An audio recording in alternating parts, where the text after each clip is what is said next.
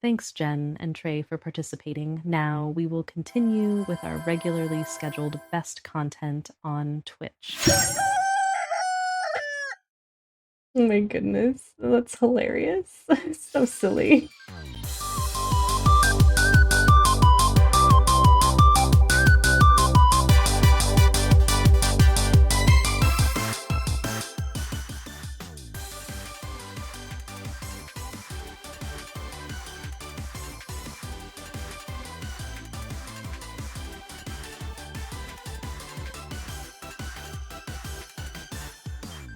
Water. Thank you for the hydrate. Okay, I gotta turn Spotify off. This is wild already, and it went immediately to full screen.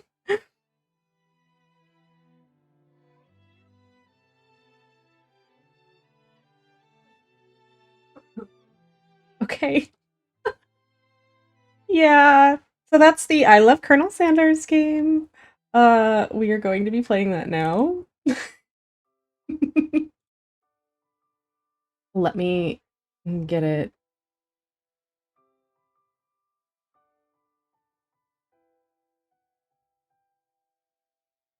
Oh my goodness. Okay, hold on. I'm currently struggling. Not full screen. We want to do normal screen.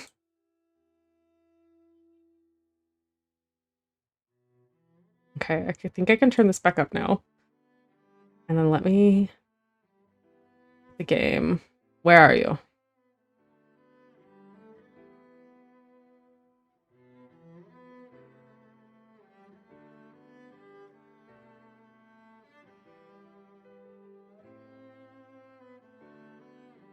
Perfect. Okay, so... Yes. Let me switch my category. From just chatting to I love you, Colonel Sanders. A finger-licking good dating simulator. Perfect. I need to turn Spotify off for myself. Beautiful.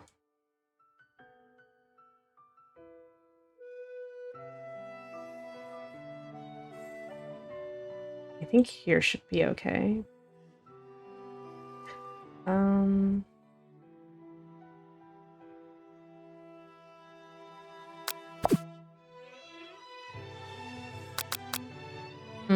Those clickies need to go. Boop. Way down.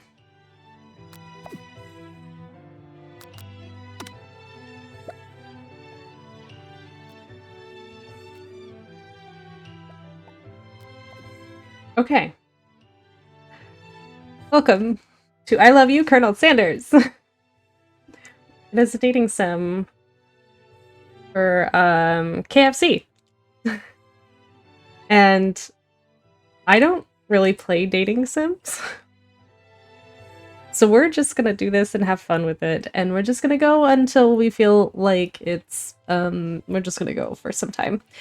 We are almost at the 2-hour mark, so we'll go for sure an hour.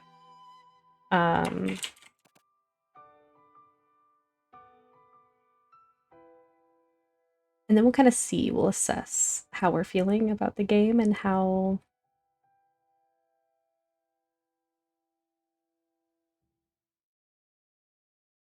and stuff, I guess. If the volume is weird or loud or anything, you may yell at me. Let's move this. Oh wait, I also have to change something else before we start. I was told that I needed to put a content classification on this. I can't click mature games because I think it automatically does that, but I am going to click the sexual themes because I heard that there is one specific part that may need that. So we'll do that. What I heard, I don't know.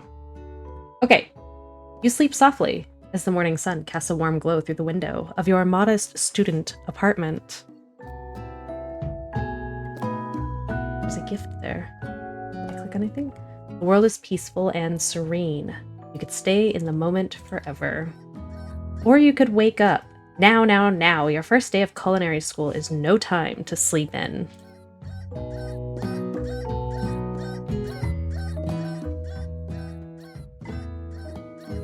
Oh my god, that smack the clock. Throw the clock out the window and stay in bed forever? I will smack the clock.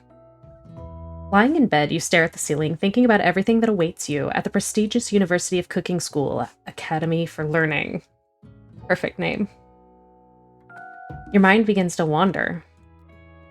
Who will be there? What will you cook? What should you wear? Time begins to fly by and you find your imagination getting away from you. You need to take this seriously, or you allow yourself to daydream a bit, thinking about the future. I need to take this seriously. I'd better make sure to arrive prepared for the first day. You bust through your morning checklist, teeth brushed, hair combed, pits deodorized. Nothing can stop you now. You confidently grab a biscuit, strut out the door, and head off to class. Just what you need to get your blood flowing. A biscuit. Standing in the quad, you gaze upon...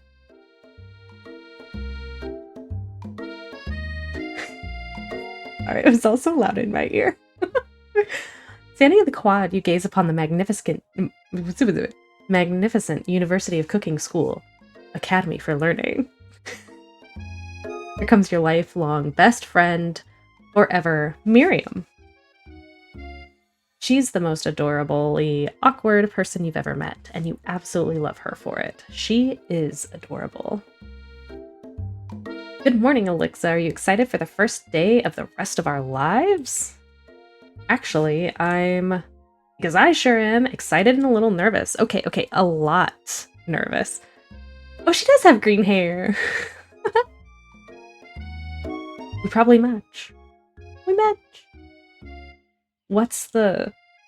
It's just that this morning I made breakfast for myself, but, well, when I ate it, I couldn't taste any love in the food. What if I'm no good? What if I fail? Classic Miriam. Raised by master chef parents, she's always held herself to a very high standard. Ever since we were little babies playing together and you rescued me from that quicksand box, it's been clear to me that you're the most loving, caring person I know. You're going to do great. But with University of Cooking School, Academy of Learning... I love that this is written out like 3 times already. Famous 3-day-only semesters. I'm afraid of being left behind and never catching up. 3-day-only semesters. Okay. Sweet girl, Miriam, has always had a flair for the dramatic. This summer, she got so nervous about her first kiss that she chipped a tooth practicing on a mannequin. Should you pep talk her or change the subject to give her some relief? Let's...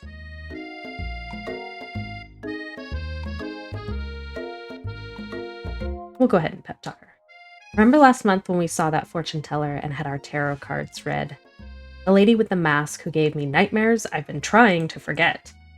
I know she looks spooky, but she was so sweet, and she told you that you were destined for great things. Remember that card with the fancy-looking tower? And that other card featuring the handsome fellow in the red suit? I've been waiting for so long to meet a handsome fellow I could call my own. And I'm sure you will soon. In no time we'll be graduating, and you'll be delighting the world with your heartfelt cooking in no time at all. As you talk Miriam up, you can feel her nerves begin to ease. It just reminds me of, hi, my name is Connor. I am the android sent by Cyberlife. You know what? Maybe everything will be okay after all. And if not, at least I have these killer bangs. Her bangs are very cute. Can you believe I cut them myself? You can definitely believe it. I cannot believe it. Have you played Detroit Become Human? I have not. I know. That's another one that's kind of like... probably should have been on my must-play list, and I never got around to it. kind of a crazy person. Before you get another word out, you're rudely interrupted when someone smacks your books and custom-graved measuring spoons out of your hands and onto the ground.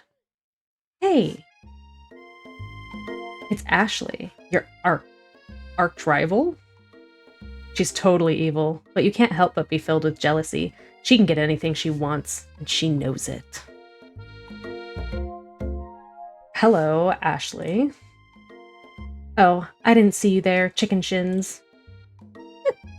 You leave Alixa's shins alone. They're perfectly normal shins. Ugh, you can't stand Ashley. Even her name is annoying. You know for a fact that it's actually just Ashley. But she had to add extra letters to make herself feel better than everybody. If anyone here knows what perfect shins look like, it's us. We're not gonna let you or your really weird insults get to us. Across the quad, you see Ashley's best friend, Van the Man, has stopped to look at his own reflection in the mirror. His pants are so tight, you can see him casually working out his glutes while he styles his hair. No lie, they're rockin' glutes.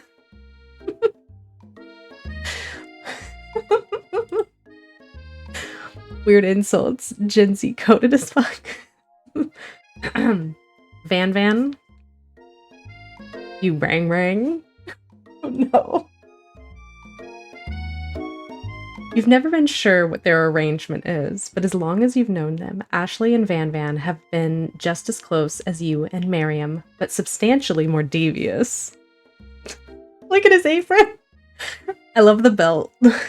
The belt is so good. I can't believe that University of Cooking School Academy for Learning would ever allow people like you to attend as students. Oh, it's like, I like you. Please don't go bald. Yes, the weird insults. The weird ones. I know, right? You'd think they'd just hand us our diplomas now. Or maybe hire us on as professors. You amateurs could learn a lot from us. With the first day of school about to start, there's just not time to properly tell these two off, so you resist the urge. Let's go, Miriam. Shh, see you later, losers. As you approach the door, you see a goofy-looking kid pushing hard against the window directly next to it. Ah! Oopsie! I think it's broken. Reach forward and easily pull the door open. That should do the trick. I love you! I think you mean thank you. My name is Pop. I was named after my Pop. He's old. Prince Boo Boo! Welcome in. I was watching Aladdin and the King of Thieves last night. I go to sleep too. That's it. Had to share my Aladdin. Are you serious? Okay, I'm gonna try adding it and re-adding it because that's crazy. I messed with it the last time we talked about it. Delete and add Deadpool Dean.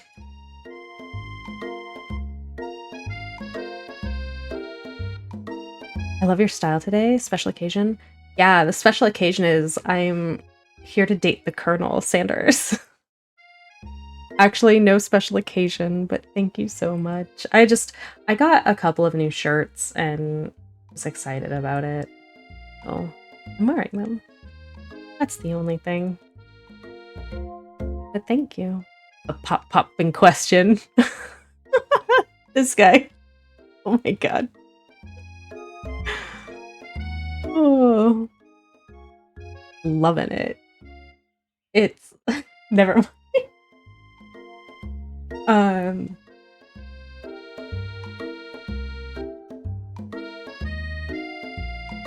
Pop. His name's Pop, named after his Pop. I had a voice that I was going for with him. No, speak your thoughts out loud. No.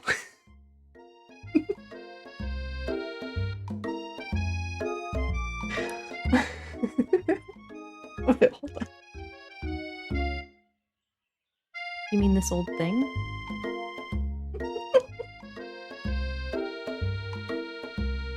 I was going to say the tagline for this game. This game is called I Love You, Colonel Sanders, a finger-licking good dating sim. And so I was just gonna say the finger-licking good part of, and then I realized that that was inappropriate. So I didn't, and now I did. So now I'm mildly inappropriate, but there's context as to why my brain went there.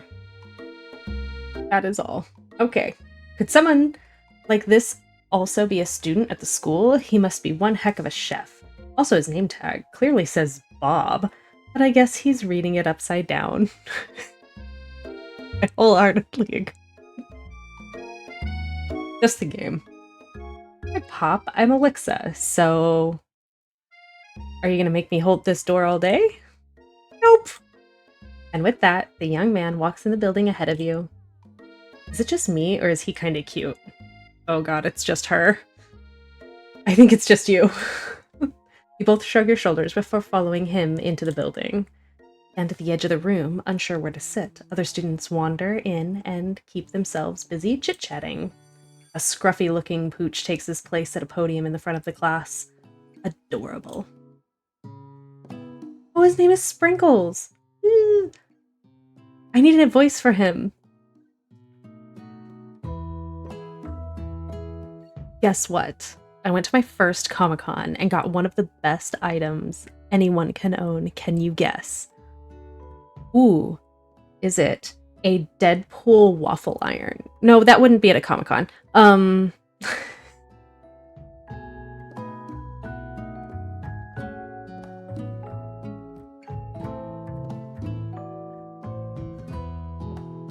It has to be Deadpool something. Is it not like a cool Deadpool crossover fan art? I have this really cool drawing of Deadpool and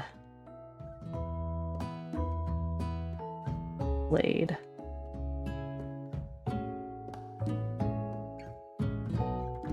I should pull it out. It's somewhere. The rest of my art. Oh, yeah. Let's unpin that. Thank you. Thank you, thank you. You're right about Deadpool. Okay, not right about the waffle part. As that would not be there.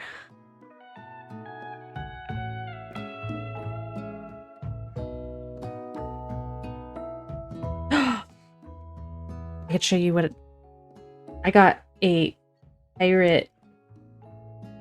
pirate wheel fidget spinner,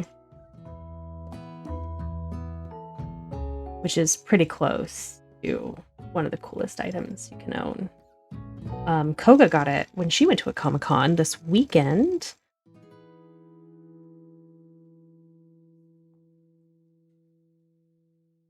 And I wonder if you guys went to the same one.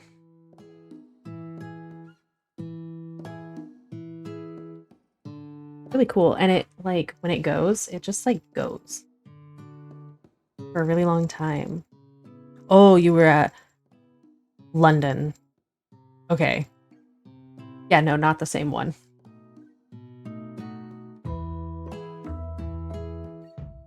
Yes, I am. Of course I am.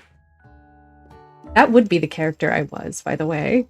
If I was anyone from SpongeBob. That would be me.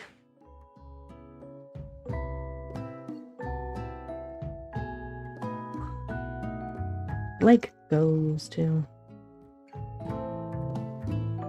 I'll just let it go for the whole ads. It's still going.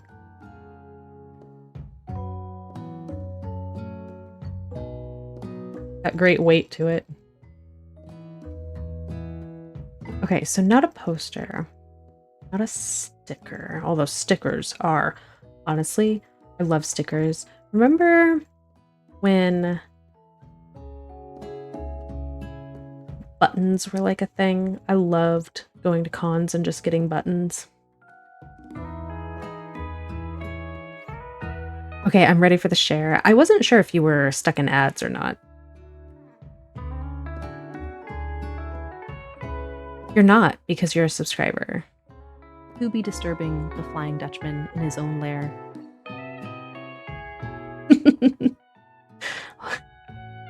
Oh, I wish it would do like a like it'd be so cool if it could tell that you're trying to do like piratey and it gave it more of an accent.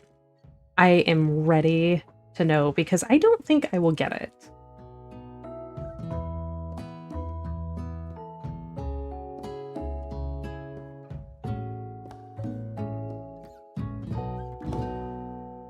She brought me a couple of other really cool goodies as well. It was very nice. I got graded comic, The New Mutant, Deadpool's first appearance. Okay. That's pretty cool. Yep. That is awesome.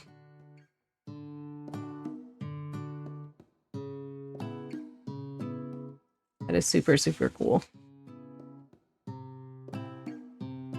I don't know why I wouldn't have guessed a comic book. Should have. That would be logical. I need a good voice for Sprinkles. Maybe Sprinkles is kind of soft-spoken? I don't know. I'm not good at doing voices. Only in certain... Like, I'm not very good at doing voices currently. Sometimes I can be. Okay, anyways. Now, quiet down, everybody. Also, I keep saying everybody, even though it says everyone. I'm reading. Who is this unreasonably cute pup, and why is he in our culinary class? You must be Sprinkles, head instructor and CEO of UCSAL. First ever Comic-Con, and got the best item possible. I already beat Comic-Con. Good game. Easy. Everybody. You sure did. Please, call me Professor Dog. I may be cute and little and fluffy. Oh my god, look at how he's sitting. But I still demand respect. Woof! What? A dog is our professor? This is the best school ever. I guess only a dog's nose is capable of picking up all the nuances of fine dining. Out of nowhere, wind begins to rush around you as a swirl of cherry blossom petals fill the air inside the classroom. I'm chilly. Someone close the window. And then he walks in. You're immediately swept up in the aura of this new student and his remarkable goatee. Who knew anyone could be so handsome? Time stands still. It's him. If it isn't my favorite student, Harland. Colonel Sanders interrupts Sprinkles. Sorry, Professor Dog, before he can finish his sentence. Please call me Colonel. Colonel Sanders. A hushed murmur rolls through the classroom as Colonel Sanders walks down the aisle of desks. Suddenly, the room is sweltering.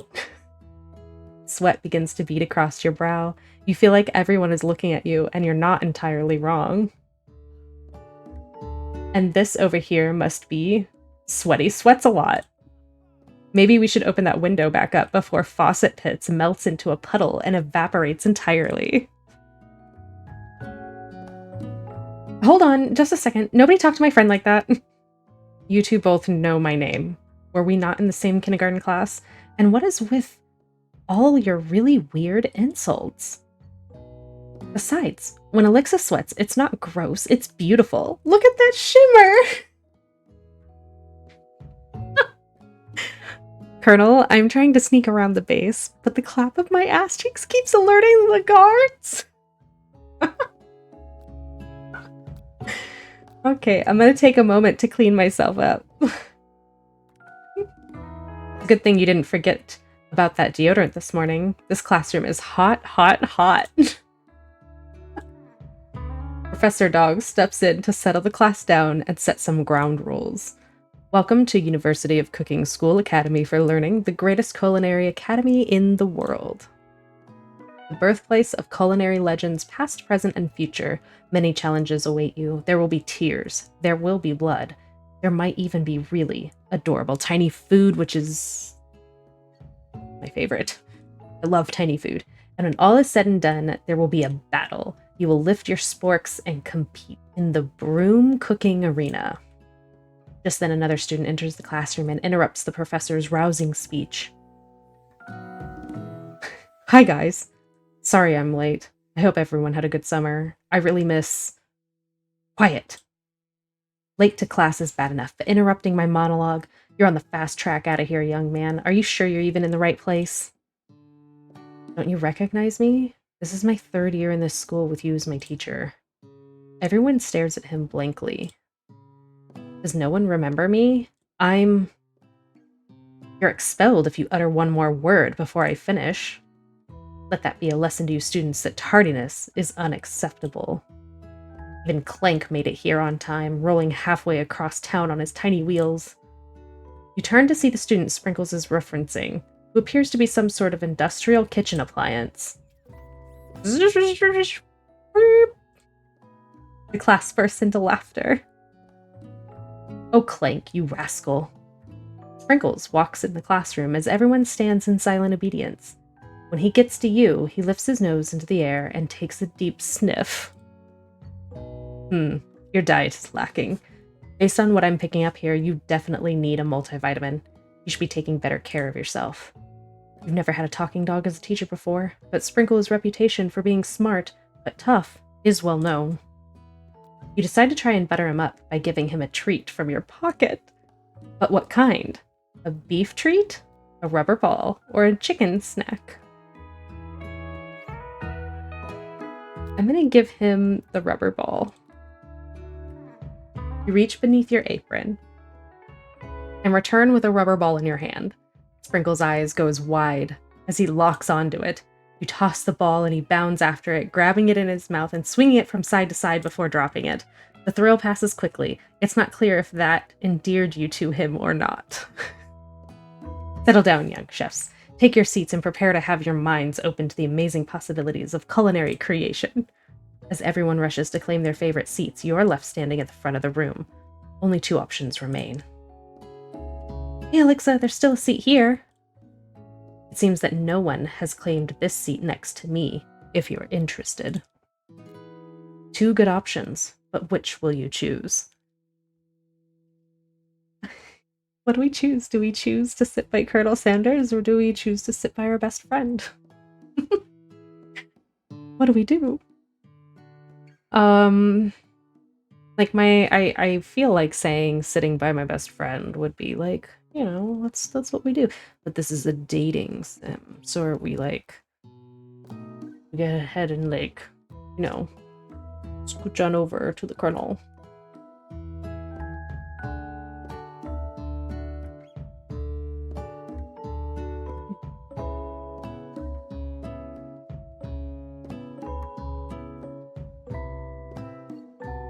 It's a dating sim after all.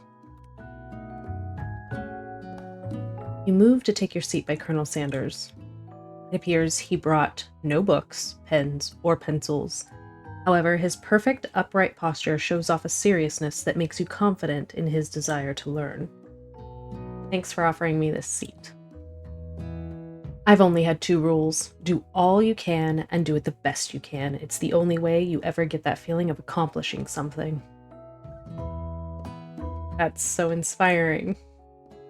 A little off topic if you ask me, but okay. As soon as you've settled into your seat, the professor makes an announcement. Think fast. It's time for a pop quiz. Yay! A quiz about me! That's incredibly important. Oh, this is incredibly important and surprisingly short quiz. This incredibly important and surprisingly short quiz will tell me if you're ready for life at culinary school. Keep your knives sharp and your focus sharper. Here comes question number 1. If train A is traveling to point B and train B is traveling to point A, how important is it to wash your hands before cooking? Meh, depends. Extremely, looking at you, Pop. Doesn't matter. Extremely, looking at you, Pop. That's right. Forest is to tree, as chicken is to feather. Yes, it's feather. Slam dunk night vision goggles. Feather. That's right. What is the most efficient eating utensil ever created? A comically oversized fork, a meat tenderizer, or a spork? Obviously, a spork. They already mentioned it. What food is the best for a broken heart? Anything as long as it's prepared with love and not too much salt. Camel meat, a pancake that looks like a silly face. I'm gonna say the first one, but a pancake that looks like a silly face is, very tempting to press. You know what? I'm pressing it! Nope. Is Sprinkles a good boy? No. He's a talking dog that teaches at culinary. He is the best boy. Yes. I'm gonna say he's the best boy. That's right! Your total score is 4 out of 5, because temptation won. Only one wrong, not too shabby. You might just do alright, kid. You look up to see that Colonel Sanders has been watching you tally your score. He nods with approval. May I have your attention, students? I have an important announcement to make. Time for lunch. Wow, the cafeteria is as nice as any restaurant you've ever eaten at. It makes sense that a school dedicated to cooking would also be serious about eating. A delicious fragrance wafts through the air and tickles the end of your nose. Your mouth waters. You smell that? That must be our lunch. It smells crazy good. Everyone, can I have your attention? Is it about lunch? No, I just wanted to apologize for my tardiness. You see, I was... Howdy, folks. I'd like to make an announcement. Hey, It's about lunch. Everyone cheers. But I... Shh. Lunch, lunch, lunch. She said shush. In honor of the new semester, I have prepared something special to share with everyone for lunch. That must be the smell I smelled. Indeed, that smell. You hold your breath, waiting to see what food this mysterious student has created. You've heard that he's very talented, but were the rumors true? Is this Colonel Sanders? There's a large bucket above his head. Its contents glimmer in the light. Piled high are huge pieces of chicken, breaded and fried to a crispy golden finish. The aroma envelops you and you begin to feel warm and safe. Colonel Sanders has filled a bucket with chicken? What a novel concept. Your stomach begins to grumble as if to say, stop thinking and start eating. For years I've been developing a secret recipe for the perfect fried chicken. By my calculations, nothing less than 11 herbs and spices are required to achieve the perfect balance of flavors. You look around and notice that every other student has a pen and paper and is scribbling notes as fast as they can. But that's all I'll say about that. What? You think we want your stupid secret recipe, dude? Pshaw. Nah, my dude, nah. I'm just drafting a last will and testament in case one of those ingredients is poison. Got him!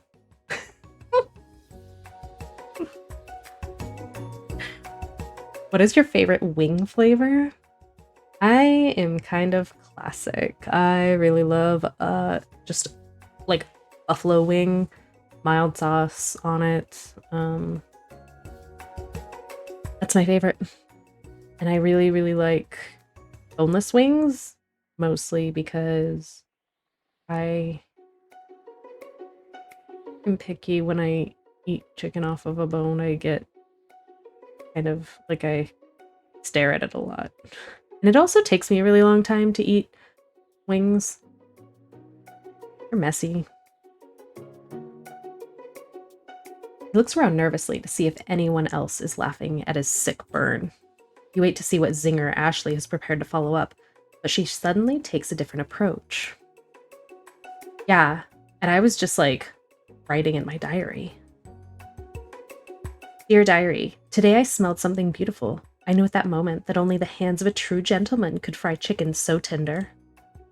You see her body language change from bitter and evil to sweet and innocent as she slides closer to Colonel Sanders. She realizes that he is destined for greatness and fame with cooking skills like this. She wants him all to herself. Oh, please. Well, Van, the man, if you don't want any, I'll take his. Me. I said that. What are your guys' favorite? What's your favorite wing flavor? I'm gonna cheat and say adobo when you make. Yeah, adobo is very, very good. But did you think that that is a little bit of a cheat answer? A little bit. Whoa, hold on. I mean, I guess I'll try it. He takes one bite and his eyes grow wide. He starts contorting his face as he tries to hold in his pure exhilaration and act unimpressed. Easy now. There's enough for everyone. Please, my fellow classmates, dig in. You take one of the pieces of fried chicken out of this bucket and sink your teeth into it. It's amazing. Tasting Colonel Sanders' food transports you to another dimension. Alone with your taste buds, gripping a drumstick in your hand, you float weightlessly. Focus your mind and meditate on this moment. Try and identify every flavor.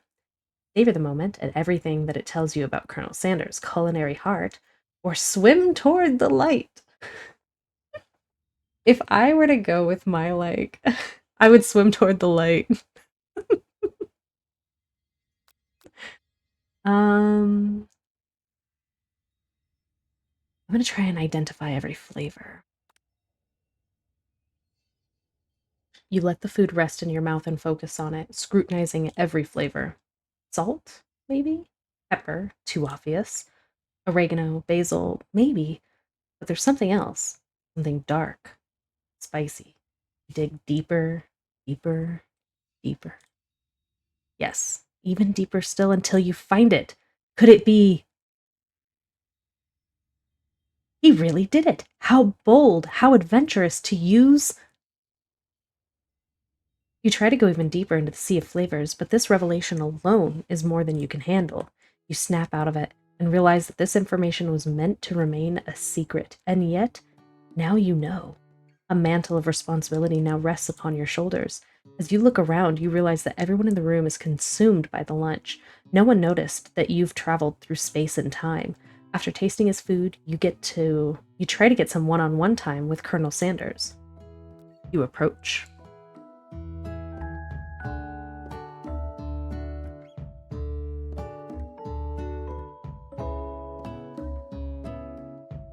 When I get wings, I eat the fries with the blue cheese, not the wings. Ooh. Blue cheese? Only occasionally can I eat blue cheese. I'm not a blue cheese fan. I do ranch. But I also like to eat the ranch with the fries, or the fries with the ranch. But I like to eat the ranch with the wings too. And with the vegetables, like celery sticks or carrot sticks or something. Colonel Sanders smiles ever so softly as you approach. He stops what he's doing and allows you to break the silence. Colonel, I wondered if I could talk to you for a second. Anything for a fellow chef. What exactly was on that chicken? Ha! How bold to come out and ask. It's an idea I had for a new combination of flavors that will make me my fortune and establish my legacy for all time as I open a chain of highly successful fried chicken restaurants. No big deal. It's just you and me here talking. I can keep a secret. In fact, I've got some of my own that I'd be willing to trade. What's the rush? The semester's only getting started. We've got 2 more whole days to get to know each other. He's clearly not going to give it up easily, so it doesn't hurt to be persistent. You know what they say about secrets, Colonel. Shouldn't learning be fun? You've got moxie, I'll give you that. Colonel Sanders looks both ways to make sure you're truly alone, and then he leans in. You can feel his warm breath as he whispers. Just one ingredient, but you can't tell. It's something my great-grandmother taught me. Wow, you'd have never guessed that. In fact, you're not even sure where you'd get some if you searched. And definitely isn't the flavor you tasted before. So now you're 2 ingredients closer to knowing the full recipe, but you don't tell Colonel Sanders that. While you're wrapped up in that huge revelation, you notice that Colonel Sanders has disappeared. While everyone else is still in the cafeteria, you decide to look for him. You find Colonel Sanders outside, standing in the quad. Oh, it's you again. Howdy. Sometimes I like to come outside and look at the school buildings. I think about how my story will continue on after I've graduated. It sounds like you've got big plans. I dare say, the biggest. I'll leave my mark on this world, you can bet that. Alone together for the first time, you figure now is the perfect moment to show your personality to him. Neg him to show you your own strength. Wow him with a big idea to add an additional ingredient to really spice things up. Be modest but thoughtful. I will be modest and thoughtful. Well, I just wanted to tell you that I really enjoyed your food. Now you've got his attention. The flavors were complex, but comforting. The interplay between salty, savory, and peppery, it was perfect. I appreciate the compliment, Alexa. I'm sure you'll be a big success. I know we've only met today, but I'm starting to get the same feeling about you. We should head back inside. The next lesson starts soon. You step into the massive cooking arena, where the afternoon lesson will take place. Each student gets an oven and all the tools and ingredients they could need. Look at this place, it's magnificent. Finally, we get to show our stuff. Wait a second, oh no, we have to show our stuff. What if I totally blow it? You're not going to blow anything, except maybe kisses to the crowd of fans you're going to earn with your signature adorable tiny food creations. Welcome, students, to the cooking arena. For today's lesson, we'll be cooking with partners. Hurry up and pair off. Naturally, Miriam looks over at you, but unable to control yourself, you pounce on Colonel Sanders. Hey, Colonel, would you like to tackle this lesson as a team? A team of 2, that is. Me and you, if that wasn't clear. Want to be my partner? Sure, Alexa, I'll prepare our station. Without you as a partner, Miriam is left standing alone. 2 different students quickly take notice. Hello, new partner. Beep, beep, beep. Oh my. 2 potential partners. I'm so sorry, gentlemen. I don't know who to choose. It looks like you'll have to pick for her. Friend duties can be a little awkward, but that's the price you pay for not being alone forever. What do you want to ask? Who do you want to ask to be Miriam's partner? Clank, obviously. Sorry, Pop, but I think Miriam will be partnering with Clank today. It's okay, I already ate. It's not entirely clear if Pop has any idea what the point of school even is at this juncture. Clank is clearly excited to have some attention. He heats up and begins to roll back and forth. Warp, warp, warp. Hold on there, fella. We don't even know the assignment yet. Technically, Clank might not have a face, but there's something charming and earnest about him. Bzz. Tissue? I hardly know you. Haha. Clank judders and a panel shakes loose. You get the impression that this is a sign of affection. Looks like you 2 will be fine.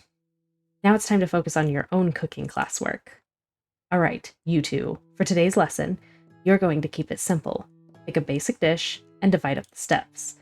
No chef is an island. It takes 2 flints to make a fire. You get the idea. Which dish do you suggest to your partner, Colonel Sanders? Steak tartare seems easy enough. It's fancy and you don't even need to cook it. Using octopus will blow Colonel Sanders' mind, or your grandmother's mashed potatoes and gravy. We are going to choose the mashed potatoes and gravy. I've always been something of a down-home chef. I was thinking we could make something warm, inviting, comforting. Maybe mashed potatoes? And gravy. I couldn't imagine one without the other. Colonel Sanders casts a coy look at you, causing your whole face to get beet red. Embarrassed, you quickly turn away. I'll go get the potatoes. No, please, let me. Picking perfect produce is a passion of mine. Looks like things are getting pretty fresh around here. Does someone have a crush on Colonel Sanders? Or just cooking partners? Mind your own business. Sanders' heart is my business. You'd better keep your fingers off my man. Did someone call for me? The music change. I'm confused. Okay. Ugh, no. Jeez, Van Van. Well, I'm over here crushing Alixa's dreams. God, this is intense.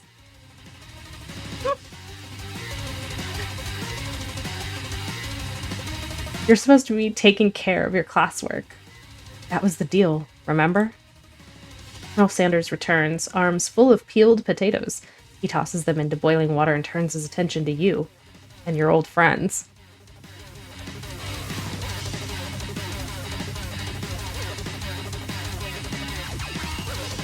It's so intense. It's so intense.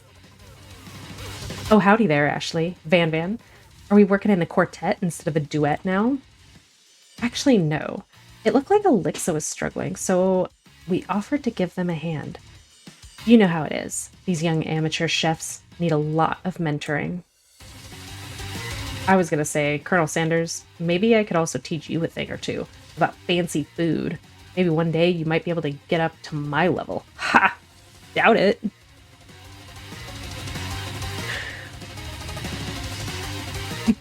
I can say with full confidence and a moderate amount of experience that no KFC in the world has a kitchen that looks that nice. Well, accurate. This is also a culinary school kitchen, although it feels very, there's a specific show. It's not MasterChef or like Hell's Kitchen, it's something else. It feels like the crime scene one. Did you ever watch that? It's like this, they have to go in and be detectives and like figure out what was cooked in the kitchen, and then they have to go and create it. I like that show. These kitchens kind of look like that. Also, this music has got me like real confused.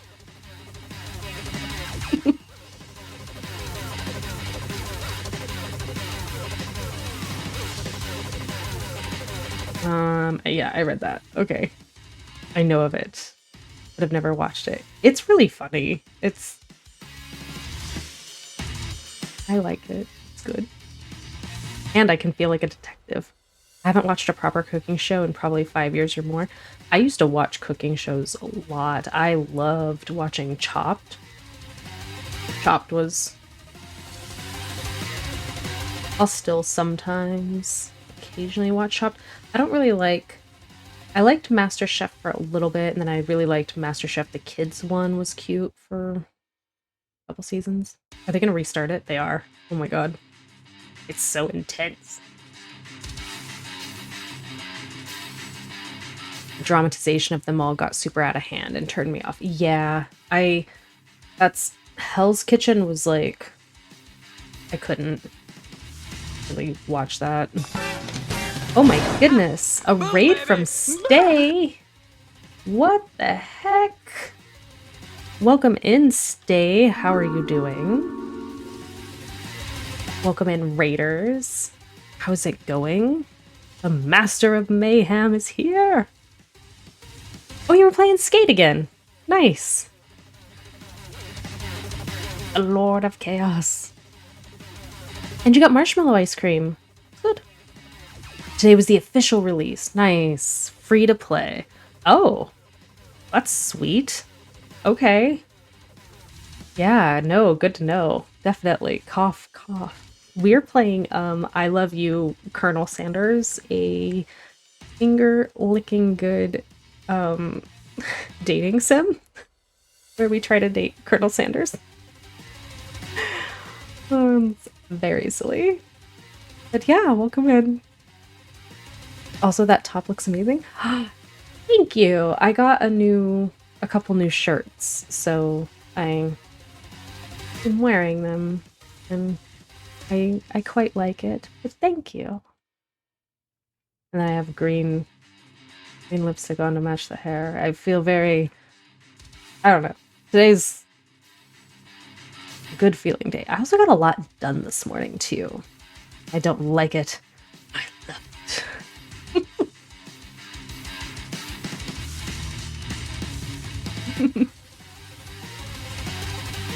Yes, exactly. A good productive morning, and then we played Family Feud together with chat. It was almost like a Jackbox style game. And then we're jumping into The dating sim for Colonel Sanders. It's Chaos Day. Cheer 100. 2 shots. Welcome in and thank you for the cheer. We love chaos. Exactly. Exactly. Love chaos. What is going on here? 2 shots. We are trying to date the Colonel Sanders.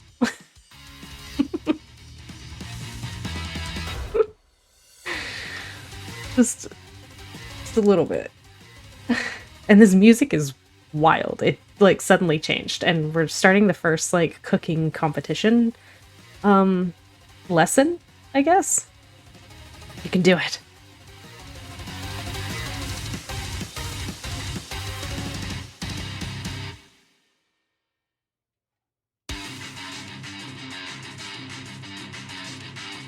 And then freaking Dia appears? D-E...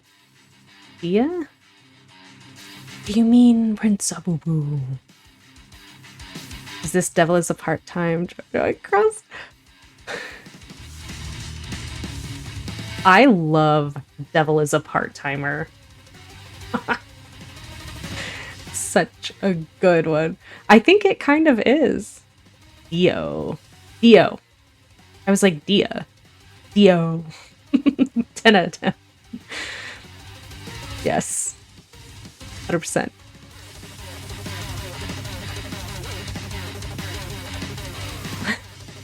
Okay. See what we're doing. Don't be rude, Van Van.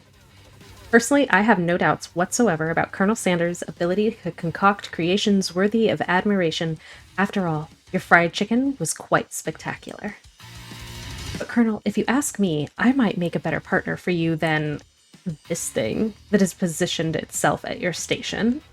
Don't you feel deep down that we cast complementary shadows? We fit together, like a thigh and a drumstick. It just makes sense. Nothing about this makes sense, but one thing is clear, she's coming for Colonel if you don't watch it. Ashley is really going at you hard. You need to ask for some backup here before things get ugly. Turn to Colonel Sanders, hunk of hunks in your time of need. Turn to Miriam, your forever bestie who always has your back. Who do I turn to?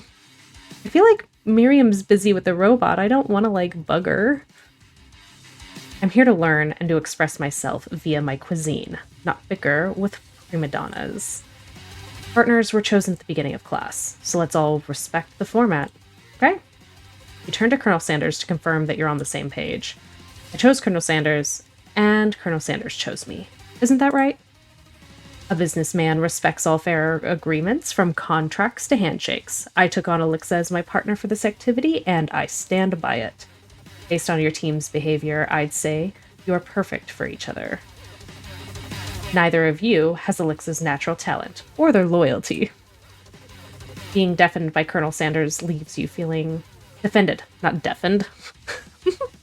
Being defended by Colonel Sanders leaves you feeling proud and full of potential.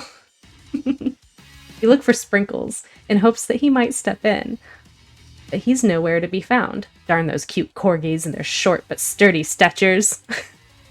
You look down at your station and realize that in the tension of the moment... Ooh, what'd you get? A gold eagle.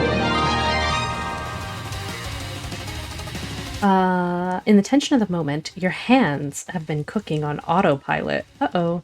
Distracted by the drama, you've already crushed the boiled potatoes into a perfectly creamy mashed texture with plenty of butter and cream for flavor. It's as if your natural passion guided you through the steps you know so well while your attention was elsewhere. I know just what to do. Colonel Sanders extends his hand. He's holding a beautiful white porcelain gravy boat, out of which pours a smooth brown gravy smothering your nearly finished potato dish. Gravy flows down the mound of mashed potatoes. The result looks spectacular. Granny would be very proud. Grabbing some yogurt now that I've been craving all stream, BRB. Oh, absolutely. Yes, I did not say it out loud, but anyone who comes in from any raid, please go get snacks and sleep and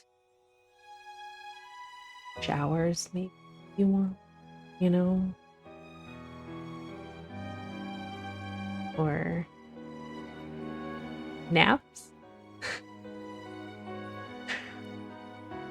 All the things. The mashed potatoes look so good. I'm gonna date the mashed potatoes. Oh my god. Also, your name being Potato Justin is very funny for that comment. I normally don't like cannibalism, but let's go. You could date them, you don't have to cannibalize them.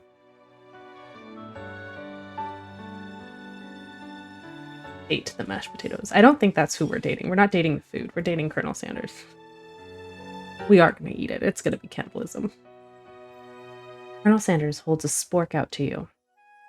You reach out and grab hold of it, but he doesn't immediately let go.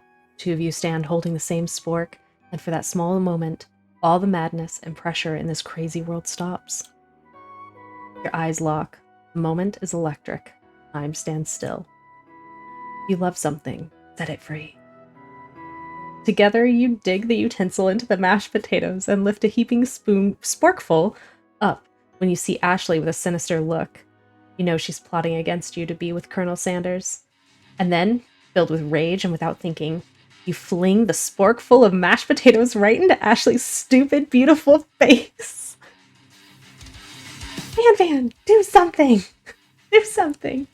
Scooping up a fingerful, Van takes the dripping mashed potatoes and gravy and realizes that it's delicious. Horrified by this revelation, he slinks away. Will he ever be able to cook something with so much love and integrity? Hold on right there, Alexa. We do not waste food in the broom cooking arena. Colonel Sanders, I expect better from you. If you throw one more spoonful, you'd both better be prepared to eat it from wherever it lands.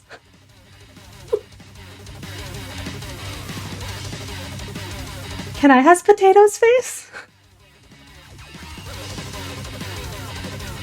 Van rushes back over, a covered dish in hand. Mashed potatoes with gravy. Pathetic. In just a few minutes, I've prepared a full meal. Gaze upon my specialty. Braised tentacle of octopus in my silky saltwater sauce. Plated on a battle axe blade forged by my supreme chef ancestors. Not the potatoes. Don't waste them. My goodness. I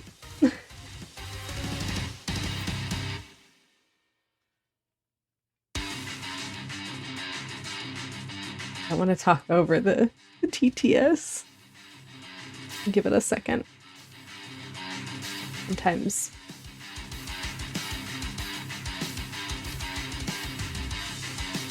it takes time. It's probably thinking. Colonel Sanders, give me those spicy tenders. Cover me in your famous taters. Munches chicken viciously.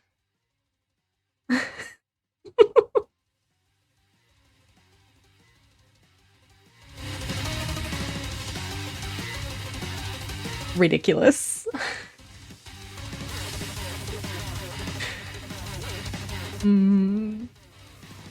Okay. You've ignored me for too long. That ends now. It is I who will have the first bite, and you will all look on with envy. The interrupting student rushes at Van and swipes a bite of his signature dish right off the plate. I didn't want to go too bad with it. That's fair.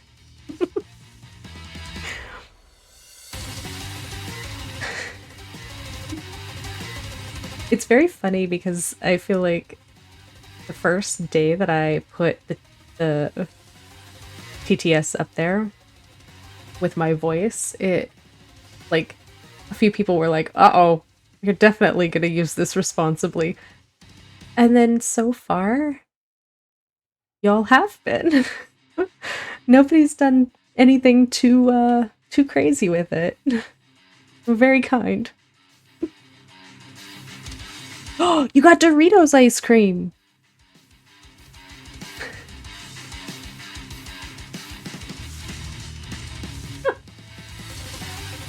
It might be good. It's okay, I've read that. Right? I also would totally try it. No, don't. Something about this dish doesn't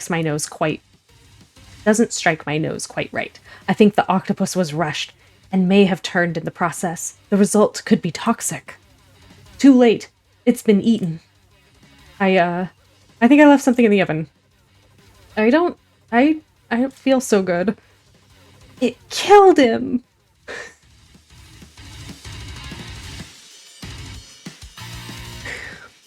Everyone, step back. Don't take another bite. When you look back at the plate, the rest of it is gone. You notice the tip of the tentacle being slurped up in Pop's mouth. Pop winces in pain for just a moment, then is almost immediately back to his oblivious self. Oopsie! Tastes like poison. The entire class has gathered to watch Pop's final moments. Shock has frozen the whole crowd. They are motionless as statues. The class bell rings, disrupting the moment and snapping everyone back to reality. It would appear that Pop's enthusiasm for trying new things, despite obvious danger, has inoculated him against poisons of all kinds. I'm not sure the professors here make enough money. Hello? I just turned into a ghost over here. Seeing that you're shaken up by that really annoying student and all this nonsense, Colonel Sanders approaches you. I'm sorry you had to go through that. Please, let me walk you home. What? Like, for real? Come on! Follow Colonel Sanders out of the room. At night, the school building has taken on another vibe entirely. It's dark and more than a little spooky. Colonel Sanders stands in the quad's neon glow and speaks softly. Those mashed potatoes you made in class today. Before you go on, I want you to know they're not a great representation of my skills. I didn't even realize I was making them. They were amazing. Tasting them, it reminded me of why I became so passionate about food to begin with. Colonel Sanders is getting choked up. Cooking is obviously important to him in a way that you find inspiring. Now might be the perfect time to tell him you're developing feelings for him. Colonel Sanders? Yes, Alexa. There's something I need to tell you. Hold it right there. There's something I need to tell you first. Get him? Oh, jeez. Okay, the way this is written, like the robot noises and the OGs and stuff, I feel like it matches things that I say, and it's very funny. Ah, jeez. You see, when I was just a boy, I had a dream that one day I'd be the greatest chef in the world has ever seen. And every day since, I've been working toward that dream, day and night, never stopping, never resting. Also, lifting Naughty lots of ferret weights. asked me, boobs or butts? Also, gaslight elixir about being in love with Colonel Sanders. What in the name of Neptune are you babbling about, you imbecile? Iron Elixir isn't in love with anyone. They're far too busy with their dating simulator. It's all just a game, you pathetic plankton. Now back to trying to get the secret formula. What? That's hilarious. I feel attacked. It's so funny because that didn't pop up. So I didn't even see that was gonna happen. That is so funny. Oh my god. Beautiful. Okay. Also, lifting a lot of weights, like so many weights. We should follow our dreams with all our hearts, that our souls may grant them like wishes floating on a shooting star. Hey, no, you, shut up! I'm the one here to say inspirational stuff and be the star of the story. Are we forgetting that your cooking literally killed a guy? You can't prove that. I also saw you kill that guy. What was his name? Somewhere in the distance, you hear a long, sad sigh. Forget him. We're talking about me. Me, me, me, me. I'm the hero. The spork monster is here to fight a hero. What? I think I left the fridge door open. Later, nerds. How dare you threaten me just as I was letting down my guard and connecting with another chef on an emotional level? Be afraid. Be very afraid of me. Because I'm a monster, see? Is he rhyming on purpose, or is that just a coincidence? But before you can discuss syntax any further... Show of 100 Alexa. Iremo 3 heart. Bunny! Welcome in! I'm sorry, what? Thank you for the cheer. Very sweet. I've missed you. I've missed you too. But how are you doing? I was lurking in Jen's stream. It's Colonel Sanders. Who is haughty Colonel Sanders? It's Colonel Sanders. It is. I will not stop. So this game is called I Love You, Colonel Sanders, a finger-licking good dating simulator. And we're a chef going to chef school. And we're trying to date Colonel Sanders. But yeah, I was lurking in Jen's stream the other day when you were in there and you guys were chatting a little bit, and I was busy, so I didn't have like ability to typey, but I felt like I was hanging out with you. I'm dying at the title, Colonel. Hello. And apparently we're gonna fight this spork monster. It's a turn-based fight sequence. What will you do? I'm going to attack. You decide to go on the attack. Which attack will you use? I'm gonna cook with love! Does 1 damage. It just got real. That attack really upset Spork Monster. Spork Monster goes on the attack. They spit hot gravy at you. You take 1 damage. Well, hello, Mr. Fancy. What is going on here?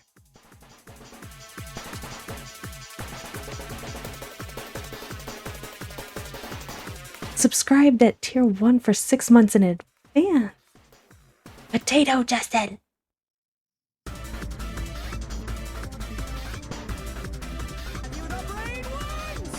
Show love My 100 goodness, extra thank cheers you. for Extra Alexa. cheer. No, don't extra cheer. You guys are too kind. No, thank you. That's crazy. I also changed my thingy to like a little rocket ship. I like the rocket ship a little better than the train. I'm excited about it. Thank you guys. Thank you for the cheer. Thank you for the sub, crazy potato Justin. It's very kind of you guys. Take 1 damage. Should we attack or defend?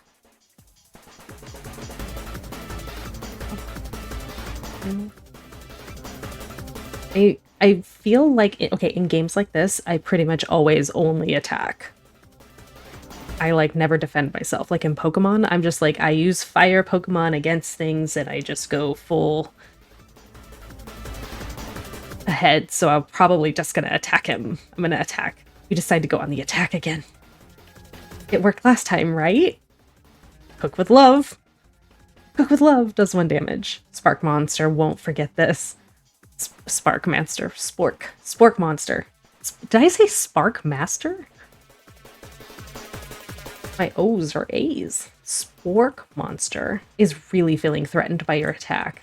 Spork Monster focuses their mashed mind and draws in energy from Mother Earth itself. They grow larger and more intimidating. How will you respond?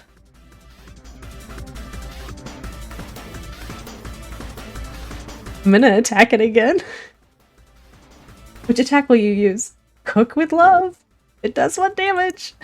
At this rate, the semester will probably be over before this fight is. Spork Monster's no quitter. Buffed up and ready to rumble, they go on the attack once again. Spork Monster uses Utility Tensile. You take 2 damage from the attack.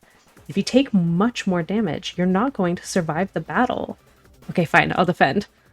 You decide to defend. Which defense will you use? Trepidation. You curl into a ball. I'm not cut out for this. Feeling vulnerable, Spork Monster prepares for its ultimate attack, Rounded Edge. Vile villain, your reign of terror stops here. Colonel Sanders summons the energy of 1,000 chickens. Pot pie power pinch, not a punch. I almost had that. Pot pie power pinch does 10 damage. Spork Monster is defeated. You saved me. An injured Spork Monster spews steam into the night. Forget mercy and finish him. Spare this wretched beast. Let's finish him. No student will ever walk the quad in fear again. This monster messed with the wrong chef. Attack. You ready your final attack? You'll never survive my... Is it cooking with love? Student, debt, loan, destruction. Does 10 damage. Spork Monster is completely vaporized. Colonel Sanders looks on in awe. You continue to surprise me, Alexa. The defeated monster left behind a special item.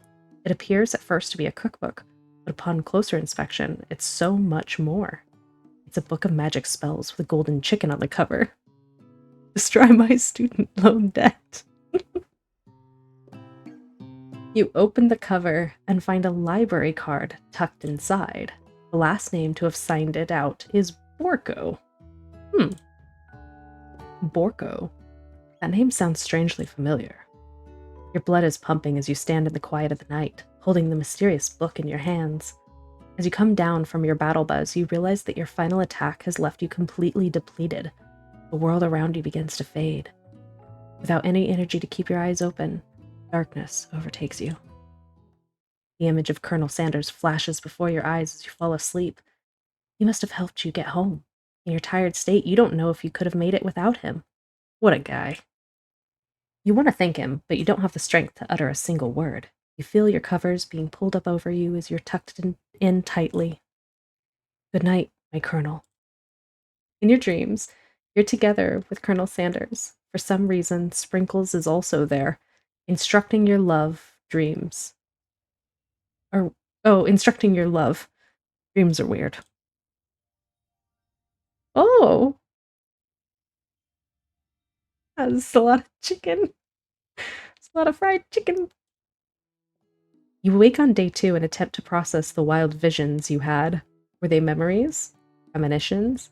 You lie in bed and stare at the ceiling, thinking about the secret you discovered while tasting Colonel Sanders' cooking yesterday. You can't believe he really used... And then there was the secret ingredient that Colonel Sanders went ahead and told you outright. Not much of a secret, huh? It's probably just because he already trusts you so much. JQ, hello, welcome in. How are you doing? I am doing well. We're playing a very silly game and kind of having a little bit of a chaos day. How are you doing? Doing good?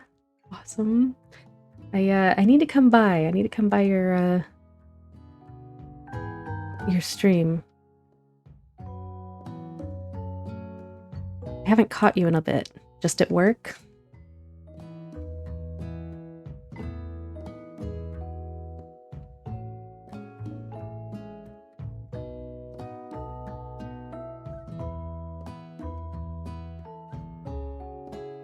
Let me get you a shout out. I don't have an auto one for you. I need to do that.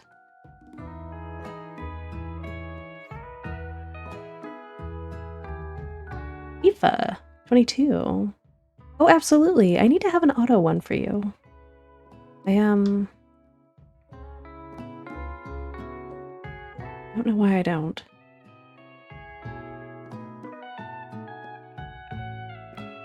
Ooh, meetings. Yucky. I hope they go good. But thank you for the lurk.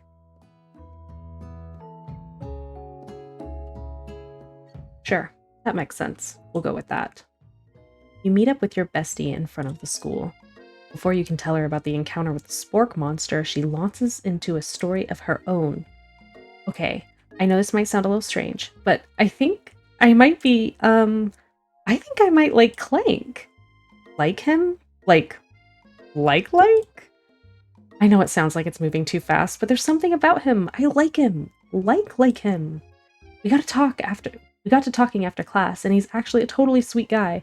Not only that, but he's really smart. He told me all kinds of stories about Colonel Sanders.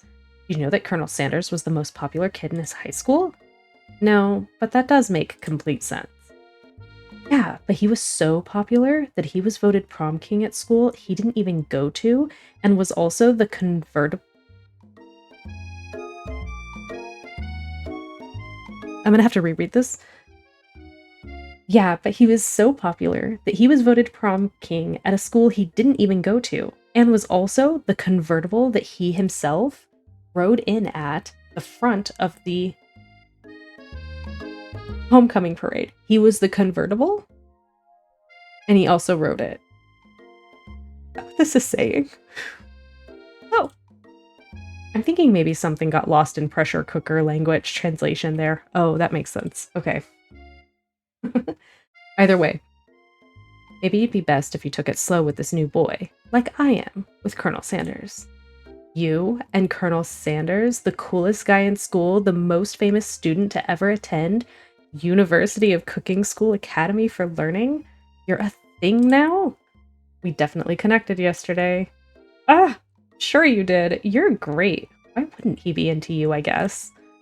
Laughing at the implication that you and Colonel Sanders might be a thing is definitely not cool. You are great. You have an idea about how to prove that your love is real.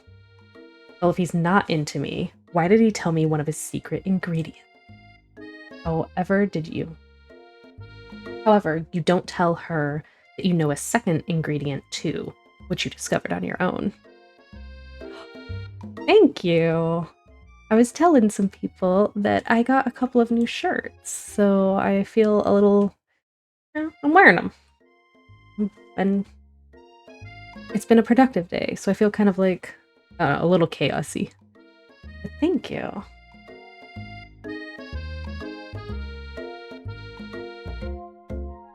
Your bestie's eyes light up. Secret ingredient? Yeah, I just said that. A secret ingredient. Is there a dramatic echo in here? Miriam checks to make sure you're alone before continuing. So this summer, while I was on vacation with my family, a lovely man approached me in the botanical garden where I was wandering. This can't be good. He told me all about his passion for spices. Secret spices. The man even gave me some to show me what he meant. He said it was a powdered created from super duper rare dried flower petals, and if I did him a big favor, I could have some of my own. Please, Miriam, don't tell me. So I filled my suitcase with them and brought them home. He was so nice. He even met me at the gate when I arrived. Later, when I cooked with them, a very strange feeling came over me, and the flavor was unlike anything I'd ever tasted. I think you're being very liberal with the meaning of spices here. Whatever. Anyhow, we both share an interest in cooking, so we've stayed in touch, you know, like pen pals. I bet he would love to know more about new spices. Well, I'm definitely not supposed to share Colonel Sanders' secret recipe. And besides, I only know the one ingredient, so I doubt it'd be much use to anyone. Fibber. Please, please, please. It would mean the world to me. No one has to know it came from you or from Colonel Sanders. What do you think? Should you protect Colonel Sanders' secret? Or share it with your bestie? Make up a fake ingredient.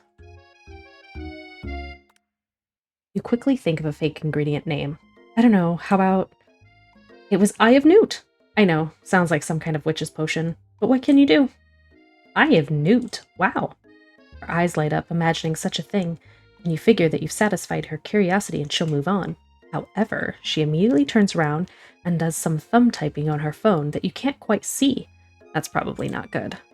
Before you can ask her to confirm that she was definitely not texting secrets to other people, you're interrupted. A wind rushes in. Cherry blossom petals fill the air. It's Colonel Sanders. He's arriving at school. Stand back and admire his majestic glory, or run to him. I'm gonna stand back. Colonel Sanders' horse is truly a thing of beauty. Without ever acknowledging that he's being watched, he does a short horse dance before dismounting with a flourish. He then slaps the beautiful creature gently on its rear, sending it running free into the countryside. You're so struck by the sight of him that you lose the ability to speak coherently. Oh, I didn't realize anyone was watching. Don't worry, he knows his way home. You attempt to compliment Colonel Sanders, but the words don't come out exactly right. What a horseful beauty you have. I mean, what a horseful beauty you have. Dang it, that's what I just said. Being a good friend, Miriam attempts to cover for you. Alexa just gets really nervous around people they like. What? That is not helping. I mean, they got food poisoning and you were up all night. It was gruesome. You should have seen it. She gives you a wink and a smile as if to say, situation handled. Can't blame a girl for trying. And with that, Colonel Sanders disappears into the school, leaving you and Miriam to follow. When you enter the classroom, you see your two rivals, Ashley and Van Van, are doing something bad. By the way they're hiding, you know it must be really bad. Like counterfeiting recipes bad, experimenting with restricted ingredients bad, summoning a demon bad. You try and get a peek over Van Van's hulking shoulder, but he sees you coming. Whoa there, little one. I'm not sure you're ready to handle this. Why don't you make like a bee and mind your own wax, honey? Tell them to stop acting immature or act like you're not interested in them, but really try to get a closer look. You immediately dress the rivals down for their immature behavior. Culinary school is to be respected. This kind of nonsense is a waste of everyone's time. Now you've upset them. Oh, and you're the emperor of cooking, are you? You make the rules? I'm not sure you'd know a good meal if it ate you. Being the best chef in the world takes more than just culinary skills. It takes creativity. It takes panache. It doesn't hurt to use a little evil. You finally get a look at what it was they were hiding, and you instantly recognize it. It's a book, just like the one you found after your encounter with the spork monster. That's the same book I found last night in the quad. Ashley immediately elbows Van Van, who hides the book behind his back. I don't know what you're talking about. That book is a family heirloom, and its contents are secret. You notice that they haven't just been studying the book. They've got Pop pinned to the wall, and they're tossing potato skins at him as he tries to catch them in his mouth. We're playing! Hee. Before you can dig in any further, you're interrupted by the arrival of more students. It's almost time for class. Beep beep. Clank must be running late. He's in such a hurry that he rolls right over Van Van's meaty foot. Hey, watch it, you bucket of bolts. You watch how you talk to him. He didn't do anything. Who do you think you're talking to? I've never heard such language, not even from a stand mixer. Warp, warp. No, your mother was a stand mixer. Van Van jumps to attack Clank, but Clank shocks Van Van, sending him flying across the room. Protect me, Colonel Sanders. These crazed men are about to come to blows. I think it must be over me. But I'm not interested in either of them. Ashley's tone is completely changed in an instant. She bats her eyelashes at Colonel Sanders. Surely he must know that this is a ruse, right? Gentlemen, get a hold of yourselves. Save it for the arena at least. Or don't. Honestly, what do I care? I've got lofty career aspirations to focus on. Maybe I can help you with your business plan. Just then Sprinkles arrives to signal the true start of the class day. He's panting, which doesn't seem that abnormal. He's a professor, but he's also a dog. Students, please take your seats. I apologize for my late arrival. I spent the morning chasing a car all around town, and my tiny legs are very, very tired. But I'm here now, and I hope you're ready to learn. You try to give Sprinkles a pat on the head, but he snarls at you. Sorry. I get a little worked up if people try and pet me before I've had my morning coffee. Let that be a lesson to you. After he catches his breath, Sprinkles regains control of the classroom. Without further ado, we'll review the global history of my favorite fowl, the chicken. You want to pay attention to the lesson. Truly you do. Which is why in 1776, at the signing of the Declaration of Independence, it was a chicken who first signed their name. But you can't help but daydream about Colonel Sanders, and you miss most of the important parts. When you come to, Sprinkles is holding a tray of food in front of you. Well, Alexa, naturally this appears to you to be a sample platter. Which item do you want to sample? A glass of water, shimmering pepper, or a dog biscuit? I will go with a shimmering pepper. A brightly colored pepper stands out from the other items. It sparkles in a most eye-catching way, so naturally you reach out and grab it and eat it right away. However, your body is not prepared for the heat. The pepper has triggered an intense spice hallucination. It feels like forever as you trip through the universe. My friend. Ooh. This guy again? I'm here to give you an important message. Ooh.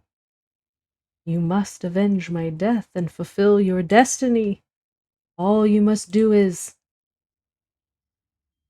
I was saying, to fulfill your destiny, all you must do is...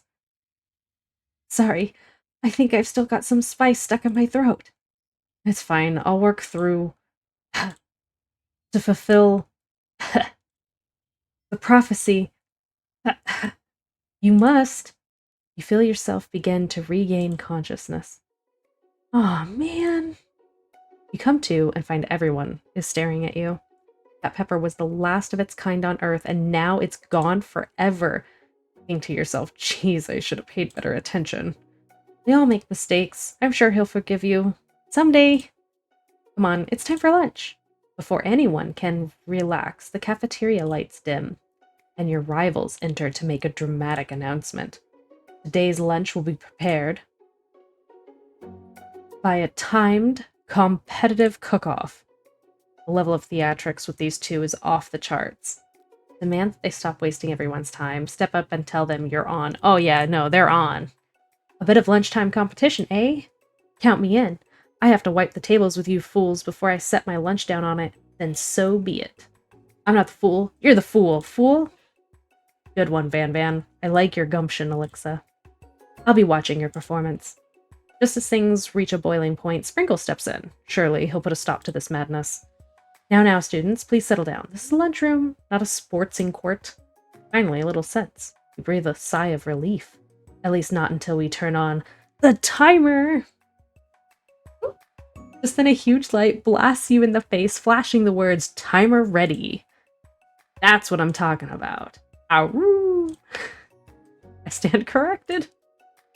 The hard way builds solidly a foundation of confidence that cannot be swept away. And that's an original quote by me, in case anyone was wondering. I hope its message lifts you to victory. Like a diamond, I was formed under pressure, and now is my chance to shine. I will defeat you myself. You had his chicken, and you made mashed potatoes and gravy on day one. And you're feeling like you can really impress him again here.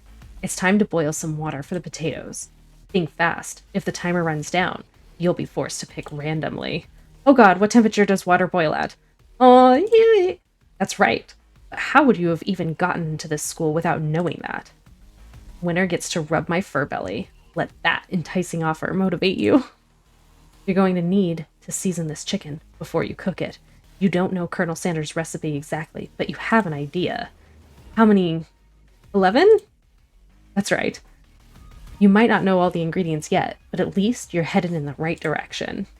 Tail wagging intensifies. Now that you've got some basic steps going, it's time to elevate your craft. What state of mind offers the most flavor? Gratitude? That's right. You must never take this opportunity for granted if you hope to succeed. Your classmates are rooting for you, but Ashley is simply stronger and faster than you.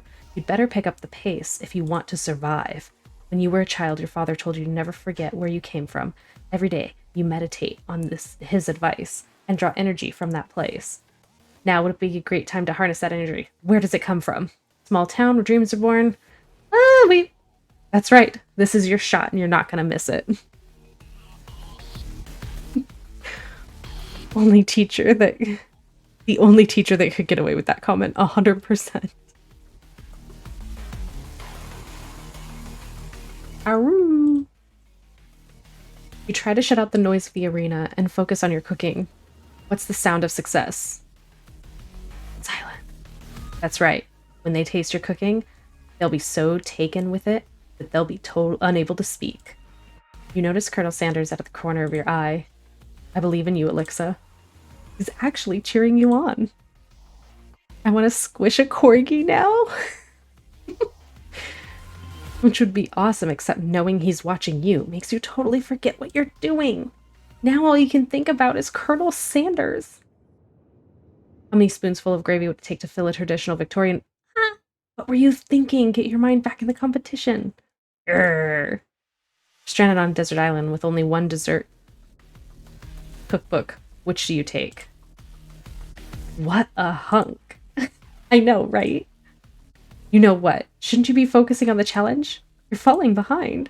Sorry, I forgot the question. What does that have to do with crafting spectacular fried chicken and delicate baked biscuits? Woof woof. You're really struggling to keep up. The next station over, Ashley has already begun plating elements of her dish. It's colorful and complex. Make up time, you toss your biscuit dough into stand mixers. As you do, the crowd gasps. Yikes. I know you love nothing more than seeing a fellow appliance utilized in a kitchen battle, but sometimes that means sacrificing the personal touch. Whirr. You might not have any hands, but Alexa does, and a good chef needs to be touching the dough to know when it's properly mixed. There's an easy way and a hard way. You don't get far by going the easy way. When you hear everyone talking, you realize how serious your error was. You immediately shove your hand into the mixer to rescue your dough before it's overmixed. Alexa, no! But you're not fast enough and your hand gets stuck. It's immediately crushed by the quickly spinning beaters. There's no way you'll be able to use that hand for the rest of the match. Colonel Sanders shakes his head in shame. What you often find is that the easy way can turn out much, much more difficult. Everyone, stop what you're doing right now. This battle is over. It can't be. I was so close to finishing my dish. Sweetheart, look at your hand. You simply can't go on. That's too bad. And here I am with a completed dish ready to serve. Surely that makes me the winner by default. No, it wouldn't be fair to compare the two. On account of Alexa's injury, you see Sprinkles begin to lick his doggy chops as he locks onto the dish. But I suppose you should at least tell us what you prepared. Well, because I'm the sweetest, I skip straight to dessert. Under this white chocolate dome, you'll find a wide array of delights, taking you on a journey of flavor that tastes good and tells a story of excellence. I was going to ask Alexa to do the honor, but since you're injured, I'm afraid that pouring this creamer of delicate hot chocolate sauce might be too difficult. Colonel Sanders, if you wouldn't mind lending me your strong, steady hand. It's a boob. It is.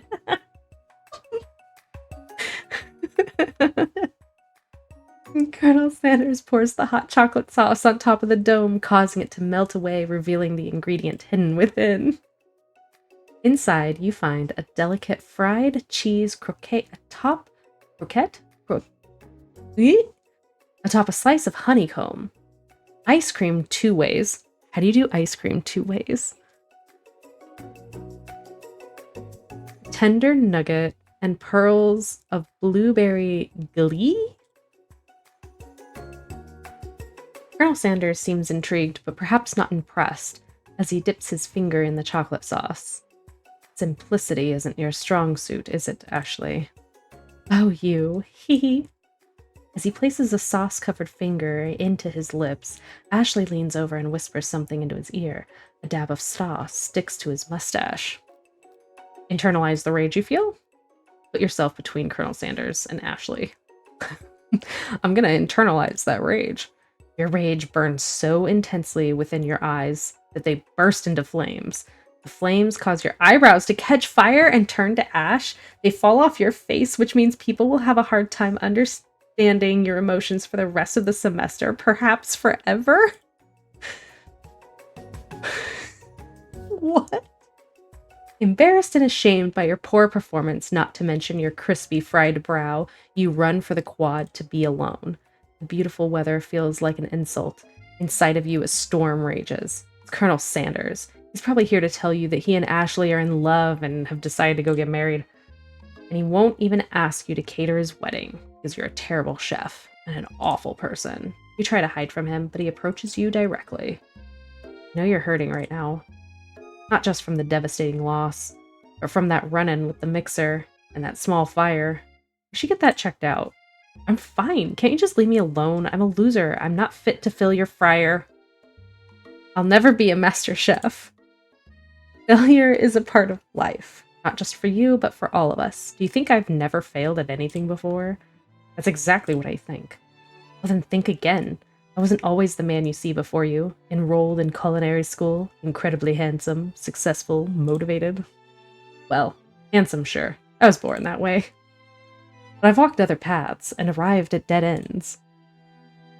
I was passionate about life, but I failed as an obstetrician. I was passionate about justice, but I failed as a lawyer. I was passionate about livestock, but I even failed as a mule handler. That one was especially humiliating. Mules can be so cruel. I didn't know. People see my delicate ribbon tie, my well-kept beard, and assume that I've got it all together, which is true now, but it always hasn't been. Hasn't always been. Sounds like this guy could really use a hug. I resolved then that I was going to amount to something. No amount of hours, labor, or money would deter me from giving the best I had to give. Colonel Sanders changes focus. You can see something ignite inside of him. A burning passion. One has to remember that every failure can be a stepping stone to something better. My new dream is pure. It's honest. It's something that a humble man in a crisp white suit can be proud of. I will create a new chain of chicken restaurants that will bring joy to the entire world and make up for my past misdeeds. Yay! Just as your moment grows intimate, you're interrupted by a threatening, shadowy presence. Battle-scarred from the night before, you prepare for the worst. It's the Spork Monster! Gorko, the Spork Monster, is here to fight a hero. Is anyone else feeling a bit of deja vu? I'm sorry, Gorko, but I could have sworn we already battled you last night. That was Borko, my twin, and I, Gorko, am here to avenge them. Are you stronger than Borko? Well, we're twins, so no, not really. We're pretty much exactly equal in every way. Why do you ask? Colonel Sanders smirks. He's already on the same page as you.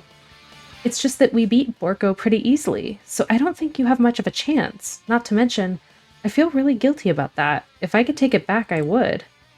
I think what Alexa is saying is, can't we just be friends? Life's too short for making enemies. I suppose we really don't need to fight. It's just that I got these pointy teeth and claws. All the better for enjoying tasty foods. Surely you like to eat, don't we all? Of course I do. Inspiration strikes you and you come up with a quick idea. Jump on this. You toss a biscuit into Gorko's open mouth and he devours it in one gulp. I don't know what this game is. Naughty. It's a dating sim parody.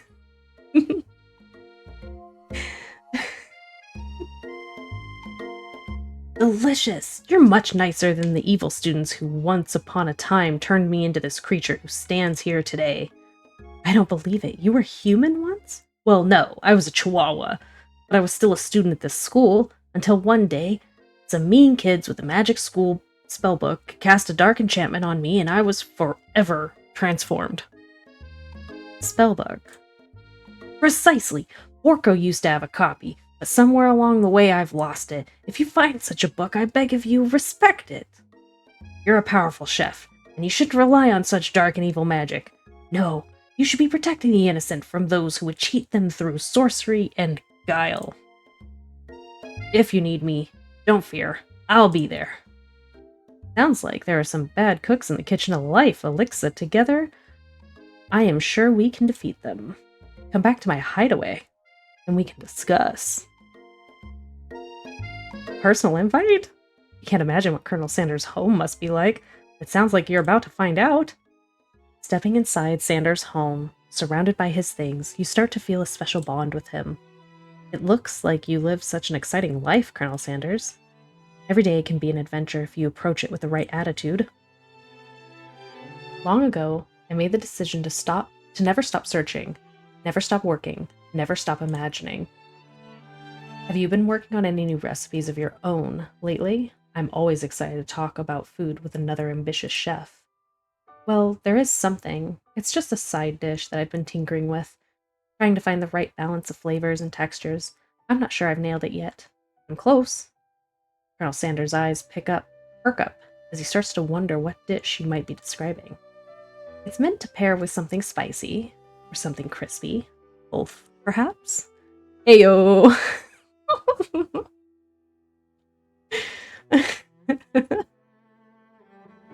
Now you've got him right where you want him. Should you reveal your new creation to him, or keep it a secret just for you? I'm gonna reveal it. You decide that you're as ready as you'll ever be to share your original cooking with Colonel Sanders. Before you can talk yourself out of it, you decide to dive in head first. You reach into your lunch bag for a special dish that you've been keeping on ice all day. I present to you my original coleslaw. The shredded cabbage dish glistens in the light of Colonel Sanders' luxe hideaway. Magnificent. Together, you chow down on the creamy slaw until just a spoonful remains in the bowl. You mind if I hold on to the last bite? I'd like to have it around so I can admire its taste later and think back on this moment. You could offer to make him more, but he seems like a very sentimental kind of guy. Sure, why not? Please, make yourself comfortable. I'll be back in just a moment. You realize that now would be the perfect time to do some snooping. Around the room are various items that you can look closer at. Each item seems to radiate memories and emotions. Tap on an item to discover more about the Colonel. Okay. Take a closer look at a large urn sitting on a nearby pedestal. There's a plaque on it. It's dusty, but when you wipe it off, you can read the inscription. It says, "Here lie the ashes of my past careers and business failures." Poor guy. Tap on an item. Okay. An adorable little baby crawls across the floor. From the goatee and mustache combo he sports, you figure that it must be Colonel Sanders himself. Oh, oops. Who frames a baby picture of just themselves? Probably the same type of person who would make their own face the logo of the company they founded. Am I right? Tap on an item. I thought I was going to say tap on an item, so I missed something. The photo appears to be Colonel Sanders, except he's an old man visiting the pyramids of Egypt. Oh my god, that's hilarious. Maybe this is where he discovered one of the secret herbs and spices. One of the frame photos shows an old man who looks a bit like Colonel Sanders standing with a friend. They hold fried chicken drumsticks and appear to be cheersing them. That is not what this picture shows. You look closely and see that there's a short inscription. I wonder who my friend Pete is. This must be where he keeps the secret recipe. You think for a moment, what number is important to Colonel Sanders? And it dawns on you. As soon as you turn the dial to 111111, the safe opens. Inside it, you find a single note. Can chicken be prepared sashimi style? Huh. What? You notice a very realistic stuffed chicken sitting on a corner table. When you pick it up, you realize it isn't just realistic. It's real. Taxidermy? Must have been important to Colonel Sanders when he was alive. A little note clipped to the chicken's foot reads, "The true state bird of the great state." The true state bird. Oh my goodness. Sometimes. The true state bird of the great state of Kentucky. A scented candle. You pick it up and try to identify the smell. Power tool? Freshly starched collar? Piece of wood floating in a lake? Summer of '69? No, it's one of the secret recipe ingredients. It's a lock of silver hair is woven through the teeth of a comb. Upon further inspection, you realize that the hair therein isn't just silvery in color. It's actually made of spun silver.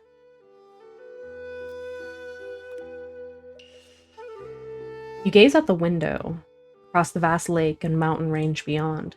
Just then the ghost of Student pops up. Are you thinking about heading out into the world on a quest to avenge my death? Wait, what?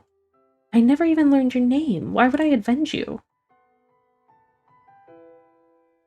I could just tell you my name right now. It's... Can't you see I'm in the middle of something? You open the window a crack and the ghost of the student is swept out with a breeze. It's not very nice. You open the door to Colonel Sandler's closet and find a row of his signature white suits hanging within. You take one off its hanger and try it on. The jacket is a bit big for you, but it's soft and comfortable. You give yourself a deep hug, breathing in his scent. They say that home is where the heart is. Is this what they meant? Before you can look any further, you hear Colonel Sanders returning. He has a new dish that he's been working on, and he wants you to taste it. You try to act casual, until he asks you why you're wearing his jacket. This is exactly what you do in other people's houses, right? I don't usually loan those out, but I must say it does look good on you. Oh crap, the jacket! You forgot to take it off. You decide that now is your moment and make a big move. You tell him you're cold, you fess up and tell the truth. Whoa, whoa, whoa. This isn't that kind of game. Not that we blame you for trying. But still, game over?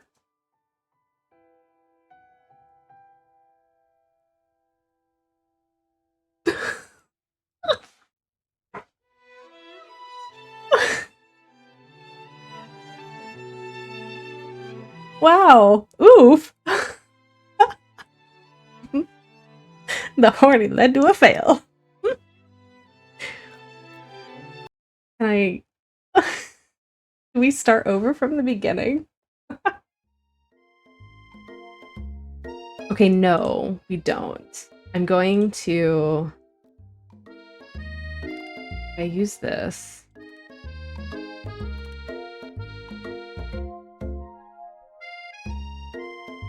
Also, what is this button? Okay. We're just gonna zoomy, zoomy, zoomy. I'll remember what I... It's the spark monster!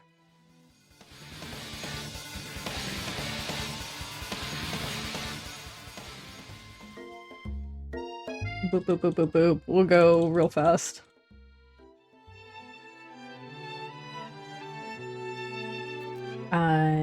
I reveal it because it's the coleslaw. Bum, bum, bow, bum, bum, bow, bum, bum, bow, bum, bum, bum, bow. Okay, and then I clicked on this one. Click on the baby picture.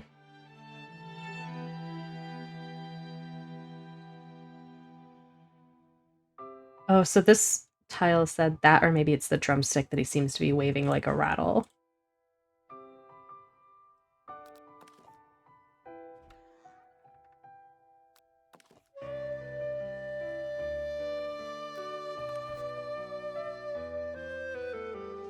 Get through all this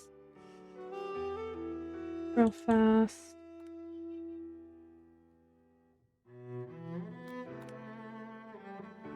Boop, boop, boop, boop, boop, boop.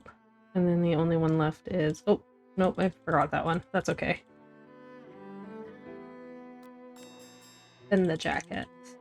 Okay.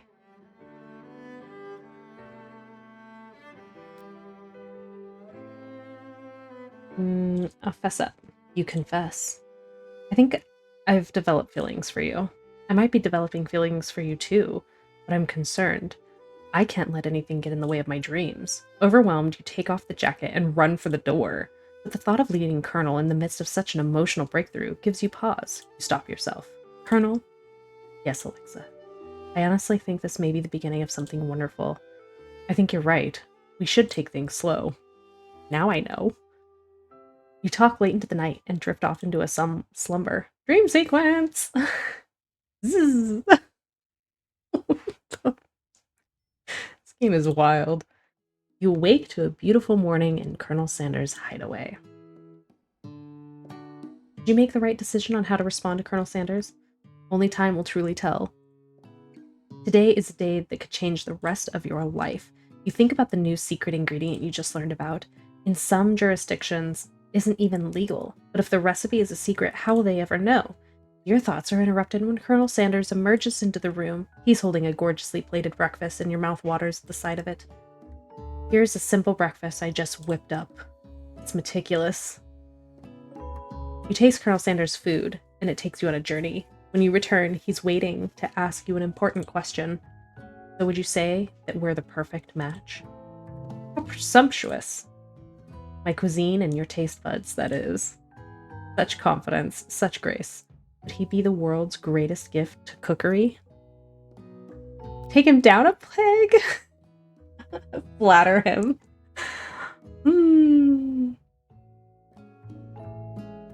Like, I kind of want to take him down a peg, just to, like, a little, just for fun. You gotta be, like, a little antagonistic, right? It's good, but my mom made better. Colonel Sanders' expression grows serious. Did your little jab land too hard? Colonel, I know what you're gonna say. I need to be better if I'm going to leave my mark on this world. A single tear begins to pool in the corner of his eyes as he gazes out the window. And with the right business partner, I know I can't fail. Business partner? They be talking to you? It's all happening so quickly. Overcome with emotion and confused by your feelings, you're on the verge of tears. Unable to speak, the only answer you can find is to run out the door and get home. There's still one more day of school after all. The University of Cooking School Academy of Learning waits for no one. You get home to find something very surprising. Your best friend is there waiting for you. Where have you been? Because I had one heck of a night. I've been desperate to talk to you about it, but I couldn't find you. I got worried that something had happened to you. Okay, I was just... But now that it turns out you're fine, I can finally get you up to speed on the saga of Miriam. Sure, but you will not believe what happened to me after school yesterday. I went on a date. I think I can believe that. Since I'd been partnered up with Clank, he asked me to go out with him. Of course I told him, you'd better keep your dials turned to polite and respectful. I'm not that kind of girl. But he was just interested in spending some one-on-one time together and getting to know me, so I said, yeah, sure, I can get to know the little metallic guy.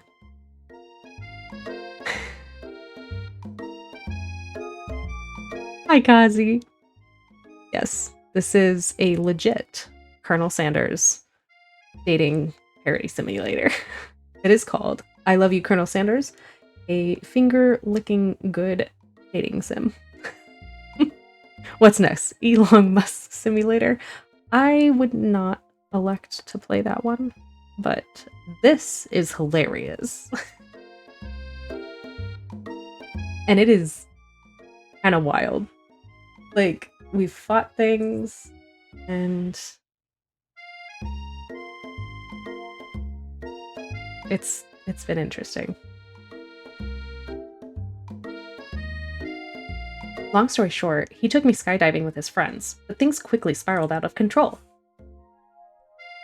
Did she just say skydiving as if that's a typical first date to go on with a talking pressure cooker? And now, I'm not really sure where we stand. You don't give Miriam time to tell her whole story, however. Bottling up the details of your own night is just too much to bear. Jeff Bezos Simulator 2. Oh my god. No. And I went on a date too, back to Colonel Sanders' house, where I spent the night with him. You what? Nothing happened, but the emotional connection? Wowzers. Miriam tells you to move on from this Colonel Sanders obsession and focus on school? Does she? If being obsessed with Colonel Sanders is wrong, you don't want to be right. After a short argument, you both agree to go your separate ways. Oh no! When you arrive at school, you encounter your rivals in the quad. You can tell from a distance that they're picking on Pop, though he himself might not quite grasp that fact. Because, you know, he's Pop. So do you get to cook chicken? Can we fast forward to the cooking? I want to cook. I heard that there was cooking in the game, but I haven't like actually cooked yet. So I have answered questions, like pop quiz questions, because we're in culinary school. And then we fought like a turn-based battle with like a spork monster. It's weird. What's a swirly? It sounds delicious. Oh, it's great. I'll order you up one right away. I'll have my swirly with sprinkles, please. Hee hee. Sprinkles is a dog and a treat. You can get your swirly dipped too. Why don't you pick on someone your own size? Because I'm literally the biggest person at the school? There is that horse that Colonel Sanders rides to school, but who would dare pick on such a gentle and beautiful creature? You've got some nerve, Alexa, suggesting I pick on a defenseless horse. Now you're twisting my words, and I won't have it. You clench your fist, but the injury from yesterday's mixer accident makes you wince with pain. Doesn't look like you can go on cooking like that. Might as well just give up. I'll never give up. Ever. Colonel Sanders arrives. Just as it appears things are close to boiling over. A naturally intuitive person, he senses that something has been going on. Oh, a common wolf. And what kind of ice cream? Oh, raspberries. Is everyone excited for the final day of school? Alexa, how's that hand feeling? I'm sure you'll be back in fighting form by this afternoon. Aren't you concerned about my hands, Colonel? Yesterday, I almost broke a nail winning so hard. Technically, I don't believe a winner was decided, but your presentation was quite impressive. What is he doing complimenting her? But what about the flavor of my delicate, warm, gooey chocolate sauce? It was clear that you're passionate about how food is received. It's a lot of words to say it was bland. Excuse me, Alexa. I am more than capable enough to speak for myself. Maybe you could tell me more of your thoughts as we walk into class, Colonel. I'm always interested in discussing the fine art of fine foods. See you inside, Alexa. It's because I gave him pushback. I was mean to him for a second. Annoyed by Colonel Sanders' inability to see Ashley for who you know she really is, you walk across the quad to get some distance. In an attempt to distract yourself from how slighted you feel by that interaction with Ashley, you take out the spell book you recovered yesterday and start flipping through the pages. Whoa, that's that book. It looks like bad news. It's just something I found lying around. It would appear to be some sort of grimoire, but I don't really believe in that magic stuff. A grimoire? Like a book of spells? I don't know. Who would spend so much time decorating a magic book if it weren't really powerful? I can think of one surefire way to find out. You open to a page covered with arcane warnings, cast only in case of extreme emergency. It says, around the edges of the page. I could use the spell here that says it will erase anyone I choose from all of my memories. If I scrub out Colonel Sanders, it would probably help me focus better on the upcoming final exam. That is way drastic. Couldn't you do something else? Like, anything else? Not rooted in dark magic? Maybe tie a string around your finger? Okay, fine, it is drastic. But desperate times call for desperate measures. Coincidentally, I wanted KFC for dinner tonight. Should have gone with that gut feeling. What did you end up getting? Or what are you going to have? You've got a memory erasing spell sitting right in front of you, and a pretty good excuse to try it out. I don't want to do it. You take your friend's advice and put the book away. It's almost time for class. Sprinkles is already in the room, waiting for the students to arrive. He clears his voice to make a quick announcement. I want you all to know, I feel something of a dog moment coming on, but I assure you it's nothing to be afraid of. His cute little nose scrunches up and begins to breathe quickly. He must be hungry, reach for some old homework to give him a snack. Dogs can be rather unpredictable, especially Sprinkles. Wait to see what happens. I will wait. Sprinkles stops in his tracks. He focuses in on the window. The room is deadly silent.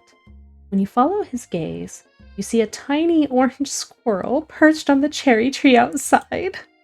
Sprinkles turns feral and runs to the window of the classroom. He begins barking uncontrollably at the squirrel outside. The king won the majority vote.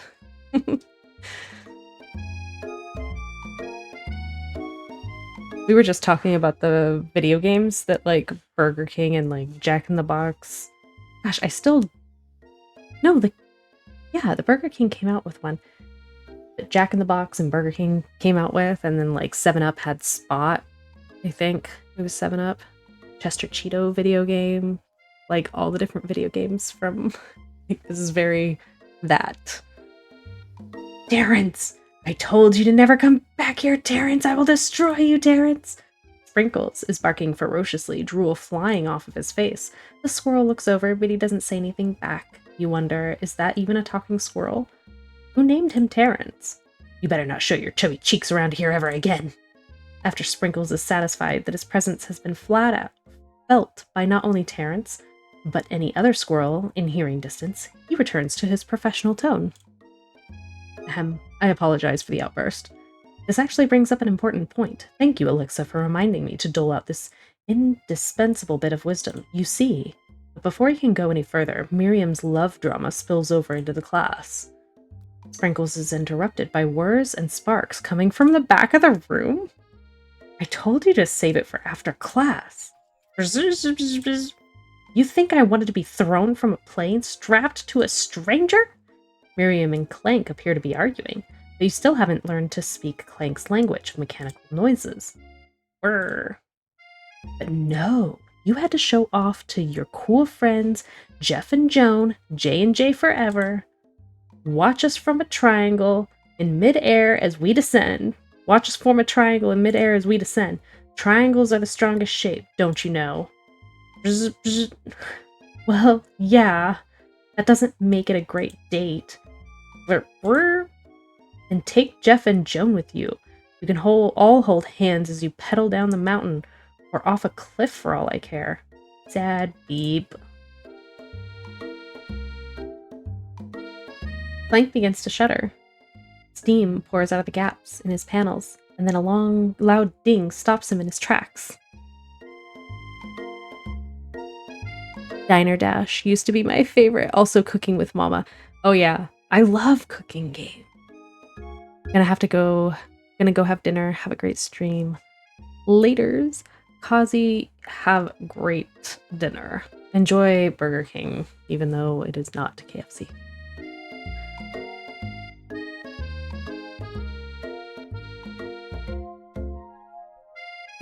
Beeps. No amount of seasoning is going to make me want to eat that Clank. Clank burps out a completely deep-fried sneaker. Considering that he himself has wheels, not feet, it's not entirely clear where it came from. In terms of deep-fried footwear, I guess it looks okay. Clank slowly rolls out of the room to be alone with his shoe. Everyone tries to pretend like they didn't see that entire thing go down. Nothing like a loud public breakup to cast a pall over the final day of school.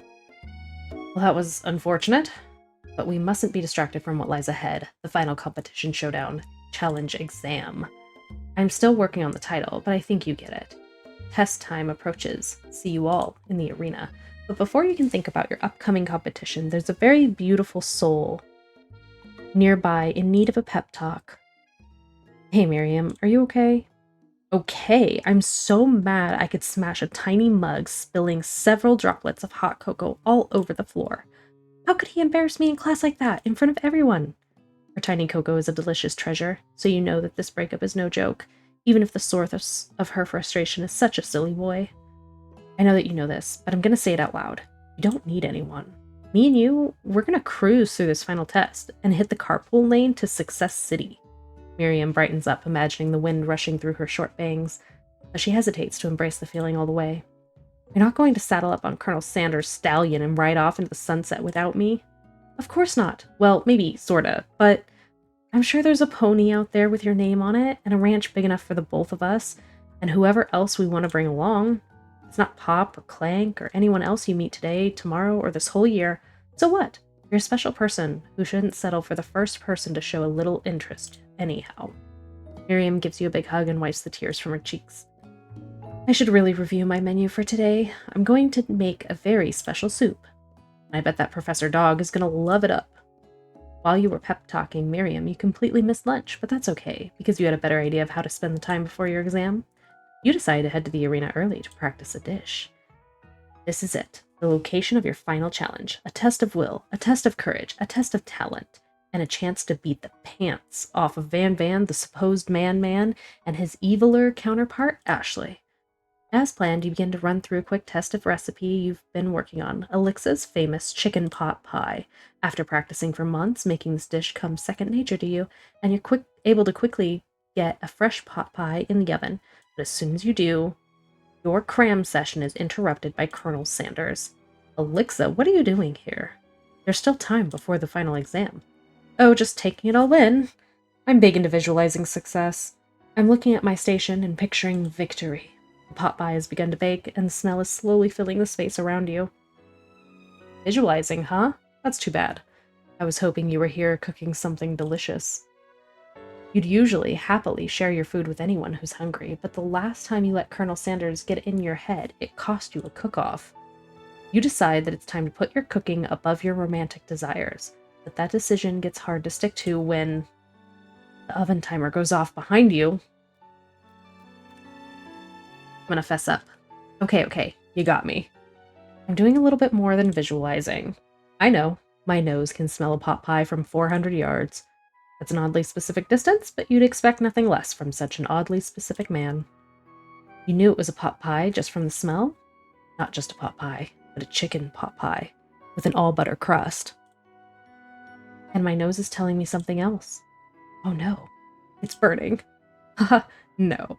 I can smell that it was made with a heaping helping of TLC. But it'll probably start burning any second if you don't pull it out. Moment of truth. Wow. It's the best pot pie I've ever tasted. I've always loved country cooking, and I could eat this all day. There's no time left. The final showdown is about to begin. Sprinkles lays down the ground rules. There are no rules. That is, except to cook with everything you've got. Step up for the cook-off of a lifetime. You decide that mac and cheese plus the pot pie you've been practicing are just the dishes that'll push you over the edge to victory. Meanwhile, both Van Van and Ashley are prepping wildly elaborate dishes for their usual over-the-top selves. Miriam has her giant magnifying glass and several sets of tweezers. She's definitely prepared to go big, going small. Colonel Sanders seems to be harnessing his 11 herbs and spices, but he's trying to find a way to improve on something perfect. His original recipe, fried chicken. The intensity in the room starts at a full 10 out of 10, with a frenzy of action. Everyone is calling out really cool special cooking moves as they prepare their food. Wow, this is getting serious. Colonel Sanders batters his chicken as it levitates through the air. Egg wash! Miriam furiously injects ingredients in an itty-bitty pot of broth. Best friend, Baster Blaster. Van Van flexes his pectorals as he chops open a sea urchin. Let's rock and roll. Ashley scoops her pastries off the tray with lightning speed. Shallow personality spatula. Even Clank gets in on it. 5-dial pressure point chicken cooking technique. Wait, when did Clank learn to speak English? It's the singularity, as was foretold. We mustn't let it happen, or the appliance uprising will take us all. Self-destruct. Van Van quickly unplugs Clank and rolls him out the back door of the arena. As you frantically prepare your dish, you notice Ashley has her spellbook out. Is she going to use some dark magic to turn the tide? You've got a book of your own, and you're desperate not to see her win another battle. Should you take this opportunity to fight magic with magic, even if it's almost certainly evil magic? Let's do it the hard way. Who needs magic when you've got passion? I'm going to do it the hard way. Colonel Sanders sees that you've chosen to win on your own terms, and he gives you a subtle wink from across the room. I believe in you, Alixa. Miriam notices too. And I've always believed in you, Alixa, since we were little kids, because I'm your best friend forever. You turn to notice that Miriam is at your station, cheering for you. Miriam, what about your dish? If you're cheering here, who is cooking? Tiny food, short cook time. I'm actually already done, so I thought I'd help you. Oh, that's sweet, but...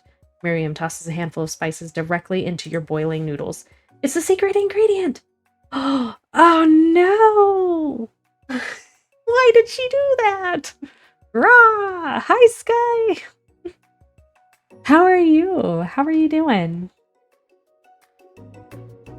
She doesn't know that you lied and this ingredient was made up, and where in the world did she get Eye of Newt from? The boiling pot explodes, sending Miriam flying backwards. The watery noodles begin to swirl in the air, bubbling up into a dark cloud that thickens and congeals before your very eyes. It is I, Steve, the spork monster. Steve? Wait, what happened to Gorgo? You're not here to battle me, are you? We spork monsters are many. I think Gorko had the day off, but you have conjured Steve. I hate to battle, so I'd say you're doing pretty all right. How are you? I am doing very well.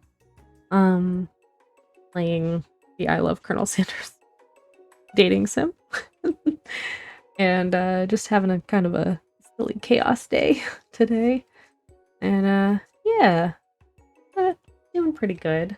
Was productive in the morning, which is nice. Then I plan to be productive after stream too, so kind of a busy day, but like good busy. Oh hey, you're in the middle of cooking competition. I love this stuff. It's better than TV. You crazy kids and your culinary skills really impress me. Mind if I hang out? I'm sorry, Steve, but I'm kind of in the middle of something. Do you mind? Steve the Spork Monster notices that you've got the Grimoire stashed beneath your cooking station. I see what you're up to.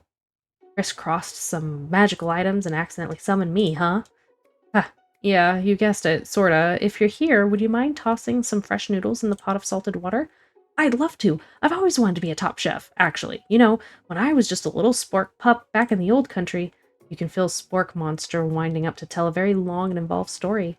You don't exactly know where they came from, but it seems like it was probably lonely there. Oh, Doritos ice cream. That's a second Doritos ice cream today. Actually, you know what? Maybe you should watch from the stands. I really need to focus on this competition. I understand. It's kind of like that time in monster school that I had fallen asleep during scare tactic class, and when I woke up... I'll put that box inside of another box, and then I'll mail that box to myself. And when it arrives, I'll smash it with a hammer. You toss a serious stare at Steve, and he takes the hint. Never mind, I'll tell you later. Good luck. Having suffered this huge setback, you don't know how you could ever win. You summon extra power from deep within yourself, give up, and drop out. Well, summon extra power. I can do this. I have what it takes. I came here to win. Your hair turns mac and cheese orange as culinary energy flows through your body. My heart is pure, my hands are steady, my taste buds have been preparing their entire lives for... Yes, Alexa, you are the chosen one. You will avenge me. The power you'd been summoning immediately fades back out. You interrupted my inspiring monologue. Sorry. My heart is pure, my hands are steady, my taste buds have been preparing their entire lives for this moment. I will show the world my cookery. You begin to levitate off the ground. Energy courses through your body. You know that with this power you can do anything, except turn back time, which would be super useful because while you were powering up, your chicken pot pie overcooked in the oven and can't be served. But don't worry, dear Alexa, you may have suffered some setbacks, but all is not lost. Impressed with your fortitude, Colonel Sanders decides that you have earned his support. I've been watching you today, and I must say I'm truly impressed. You've been thinking on your feet and rolling with the punches. He steps up to your station and stands right beside you. I'm here to help. All you've managed to make is mac and cheese, and time is almost up, so you're going to need it. But Colonel Sanders, what about the test? What will happen to you? What about the rules? Following the rules has never really been my thing. I follow my heart. What a guy. Colonel Sanders unfolds delicate white towel to reveal the most delicious fried chicken tenders you've ever laid your eyes on. And besides, sometimes unexpected combinations can have surprising effects that surpass their individual efforts. Are you suggesting, if we combine forces, we can form the perfect food union? Time's up, students. With time expired, it's the moment everyone has been waiting for. You must now prepare to present your dishes. A handful of students stand tall, but the class seems incomplete. It seems we're missing some students. Pop? Blank? From off-screen, you hear a pure and innocent giggle that only came from one student. Hey, I'm flying. It sounds like it's coming from the broom closet over there. Miriam, would you mind? Inside of the closet, you see Pop hanging on a broom hook by the elastic of his underpants. Pop, get down from there right now. Let me guess, did Van Van have something to do with this? When someone asks for a wedgie, who am I to refuse? I thought a wedgie was a salad. It looks like Pop is eliminated from the challenge, seeing how he didn't cook anything. I can't feel my legs. May I be excused? Sure. You kids and your pranks, I must say, it's not the worst prank in UCSAL history, but it's not exactly yearbook material. Wait a second. Pranks. Clank! Where did that pressure cooker roll off to? You wait to hear a signature word, beep, or other onomatopoeia, but there's none. Somehow, he must have gotten unplugged, I guess. We'll have to figure that out later. That leaves only 4 remaining students. Please collect your final projects. Yes, it's been a long semester. Wow, 3 whole days long. But after days of hard work, the time has come for me to eat. Miriam, please step forward. Now describe your dish. I've made tender udon noodles in savory soup. My word, it's so delicate. Is that a teeny tiny Narutomaki I spy afloat in this itsy bitsy bowl? Yes, chef. Please call me Sprinkles. Chef is my father's name. Yes, Sprinkles. And some green tea made from baby tea leaves that I picked myself.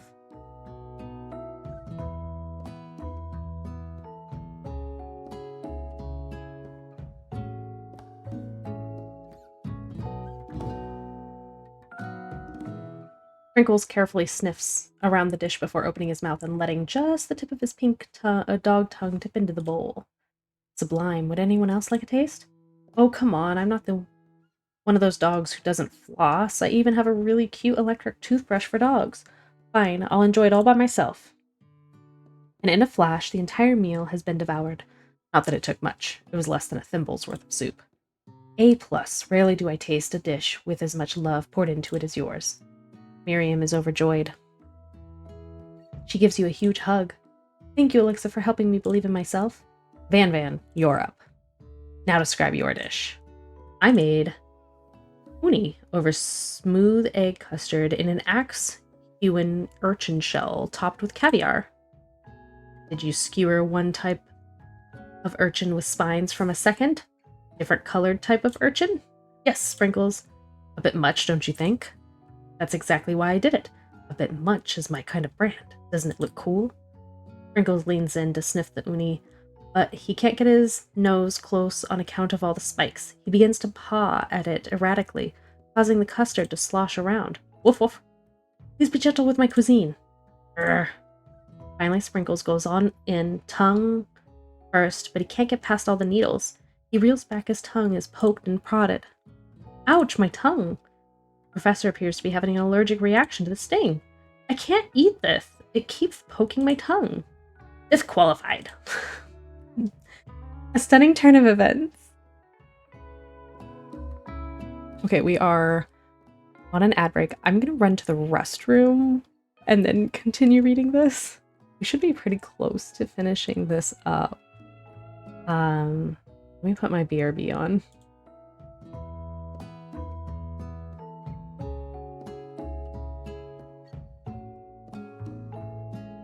You guys are gonna get so many fries. Oops! Oh, I dropped it in the water! Okie dokie. I'm back.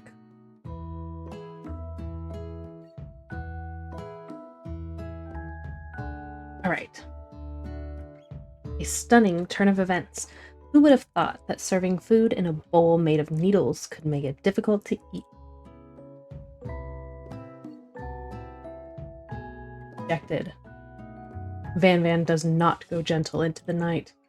Disqualified for glamour. Don't discount empathy. This isn't the last you've heard of me. Before forcing us to endure his swollen tongue for another moment, Sprinkles graciously laps up a bowl of milk. I know, yeah, I'm a dog and I drink milk. Get over it. Sometimes it helps calm my agitated tongue. Next student, Ashley, it's time to step up. Now describe your dish. I made Orange Blossom Turkish Delight in a light rosewater syrup topped with French meringue and connected by sugar glass. That actually doesn't sound too bad.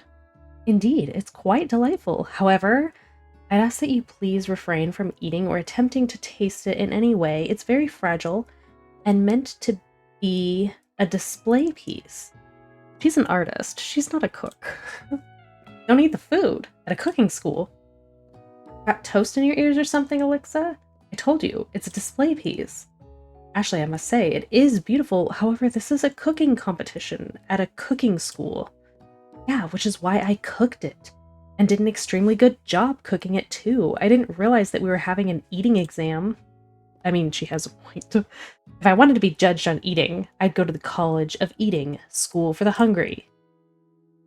I suppose you could smell it if you absolutely insisted, but don't breathe too hard. It might disrupt the sugar spiral. If the food cannot be eaten, it cannot be judged. You're disqualified.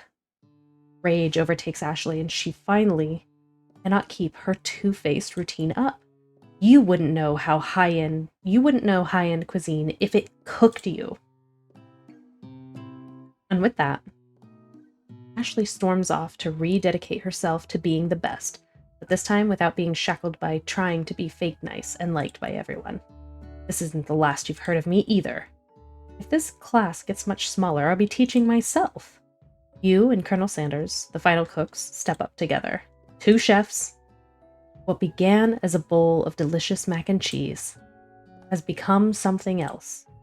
He examines it closely, sniffing and eyeing the bowl. Uh-oh, I don't have a good feeling about this. From somewhere in the room, a literal drum roll plays.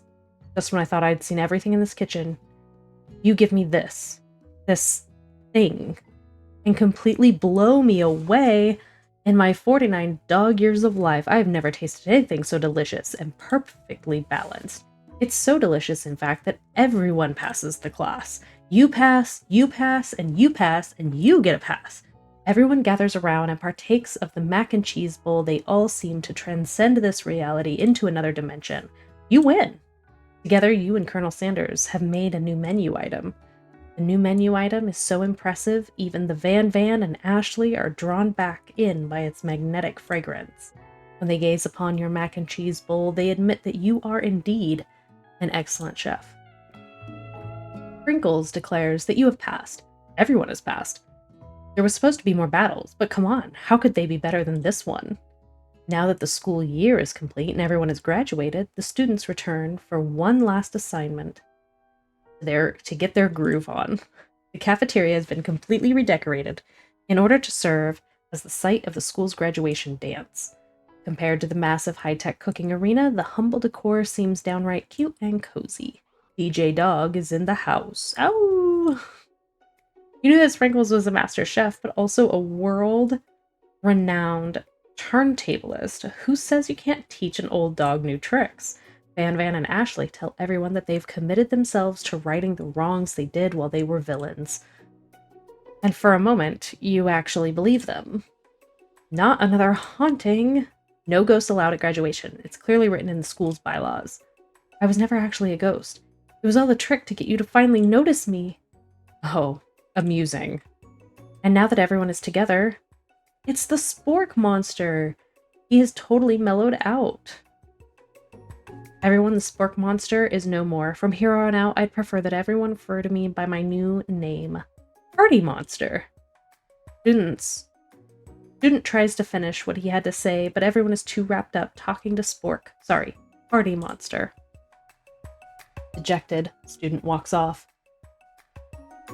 Maybe things didn't work out for Miriam romantically, but she found the love in her cooking, and you know she's gonna do great. A red carpet rolls out across the floor ballroom. It's like a Hollywood movie premiere. Who would command such an entrance? It's Pop!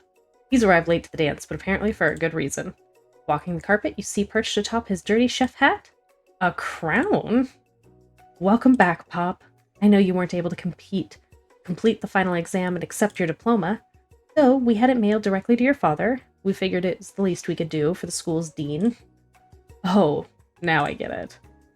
And we get a new wing on the school, not to mention the honor of educating the son of the chancellor of such and such. The music at the dance is interrupted by the sound of sparking and electrical hissing. It's Clank, who has arrived late to the dance.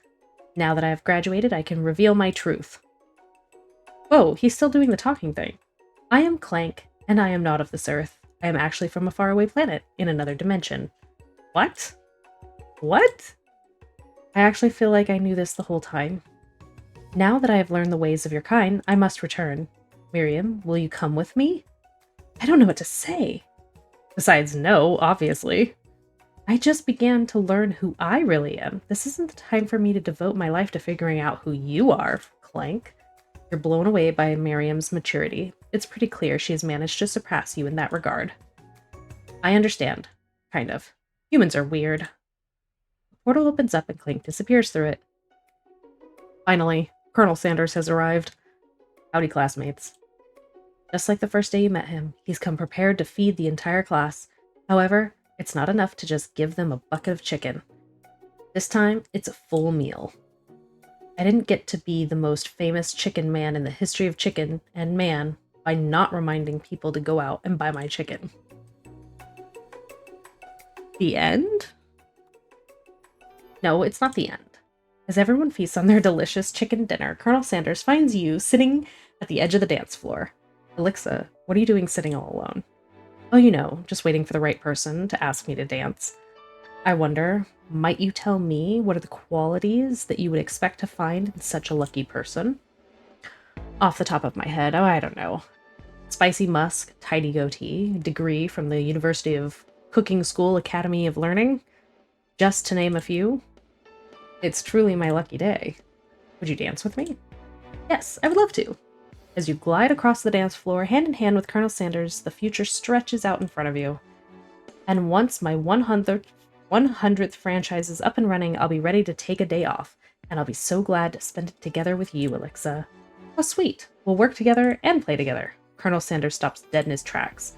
Work together? Well, I think this is something I'll just need to do by myself. But who will help you run your restaurants? I don't believe I need help. Besides, based on your time at school here, do you really think running a restaurant is the best path forward? Could it be you found a love connection but failed to earn Colonel Sanders' respect as a chef? Can you live with only half of him? Will you be able to endure sharing him with his other love, the life of an entrepreneur? I suppose I could roll at pastry school? Oh, my dear Alexa, I'm sure that you'll find your place eventually. And along the way, you'll have me by your side. The end. What the heck was this game? Jen. That was wild. KFC. Kentucky Fried Chicken.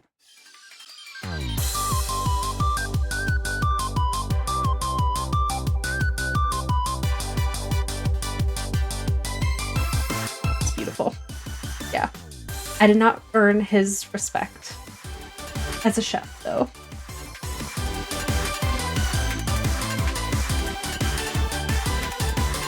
It's very silly.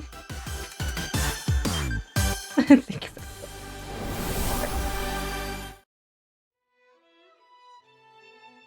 All right. Here we go. This is the entire I Love You, Colonel Sanders video game. A finger-licking good dating simulator. And yeah, with that, we are going to end for today.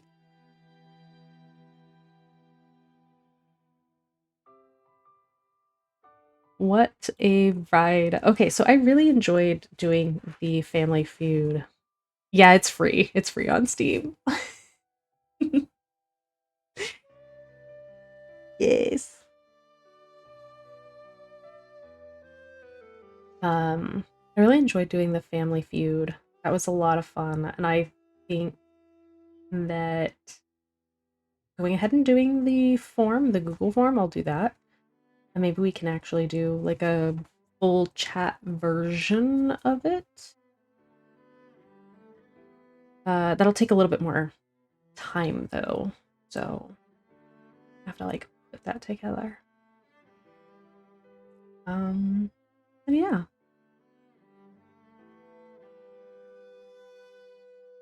Trying to think if there's anything else. Thursday is gonna be big day. Because I'm gonna play more Split Fiction with Trey. And then I'm gonna be playing Repo with 2 shots. And yeah. It's probably gonna be a pretty long day. I'm probably gonna go 3 hours from like 2 to 2, 3 or 5. Like 2 to 5, maybe 2 to 6, and then 6 to 9 ish. So yeah. But let's find someone to raid. Let me put up a thank you for watching. Today was kind of crazy, you guys. Thank you all for hanging out and bits and subs. Crazy. So, and the raids from Gruff and Stay. And apparently I got a new follow. I'm sorry if I did not say that out loud, or thank you for following. And Trey the gifted sub too. Very kind. So let's find a raid.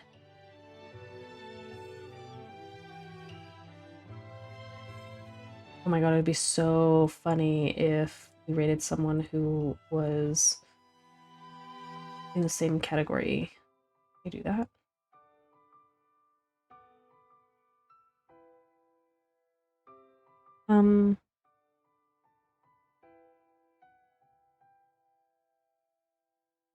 If anybody else is playing this. No.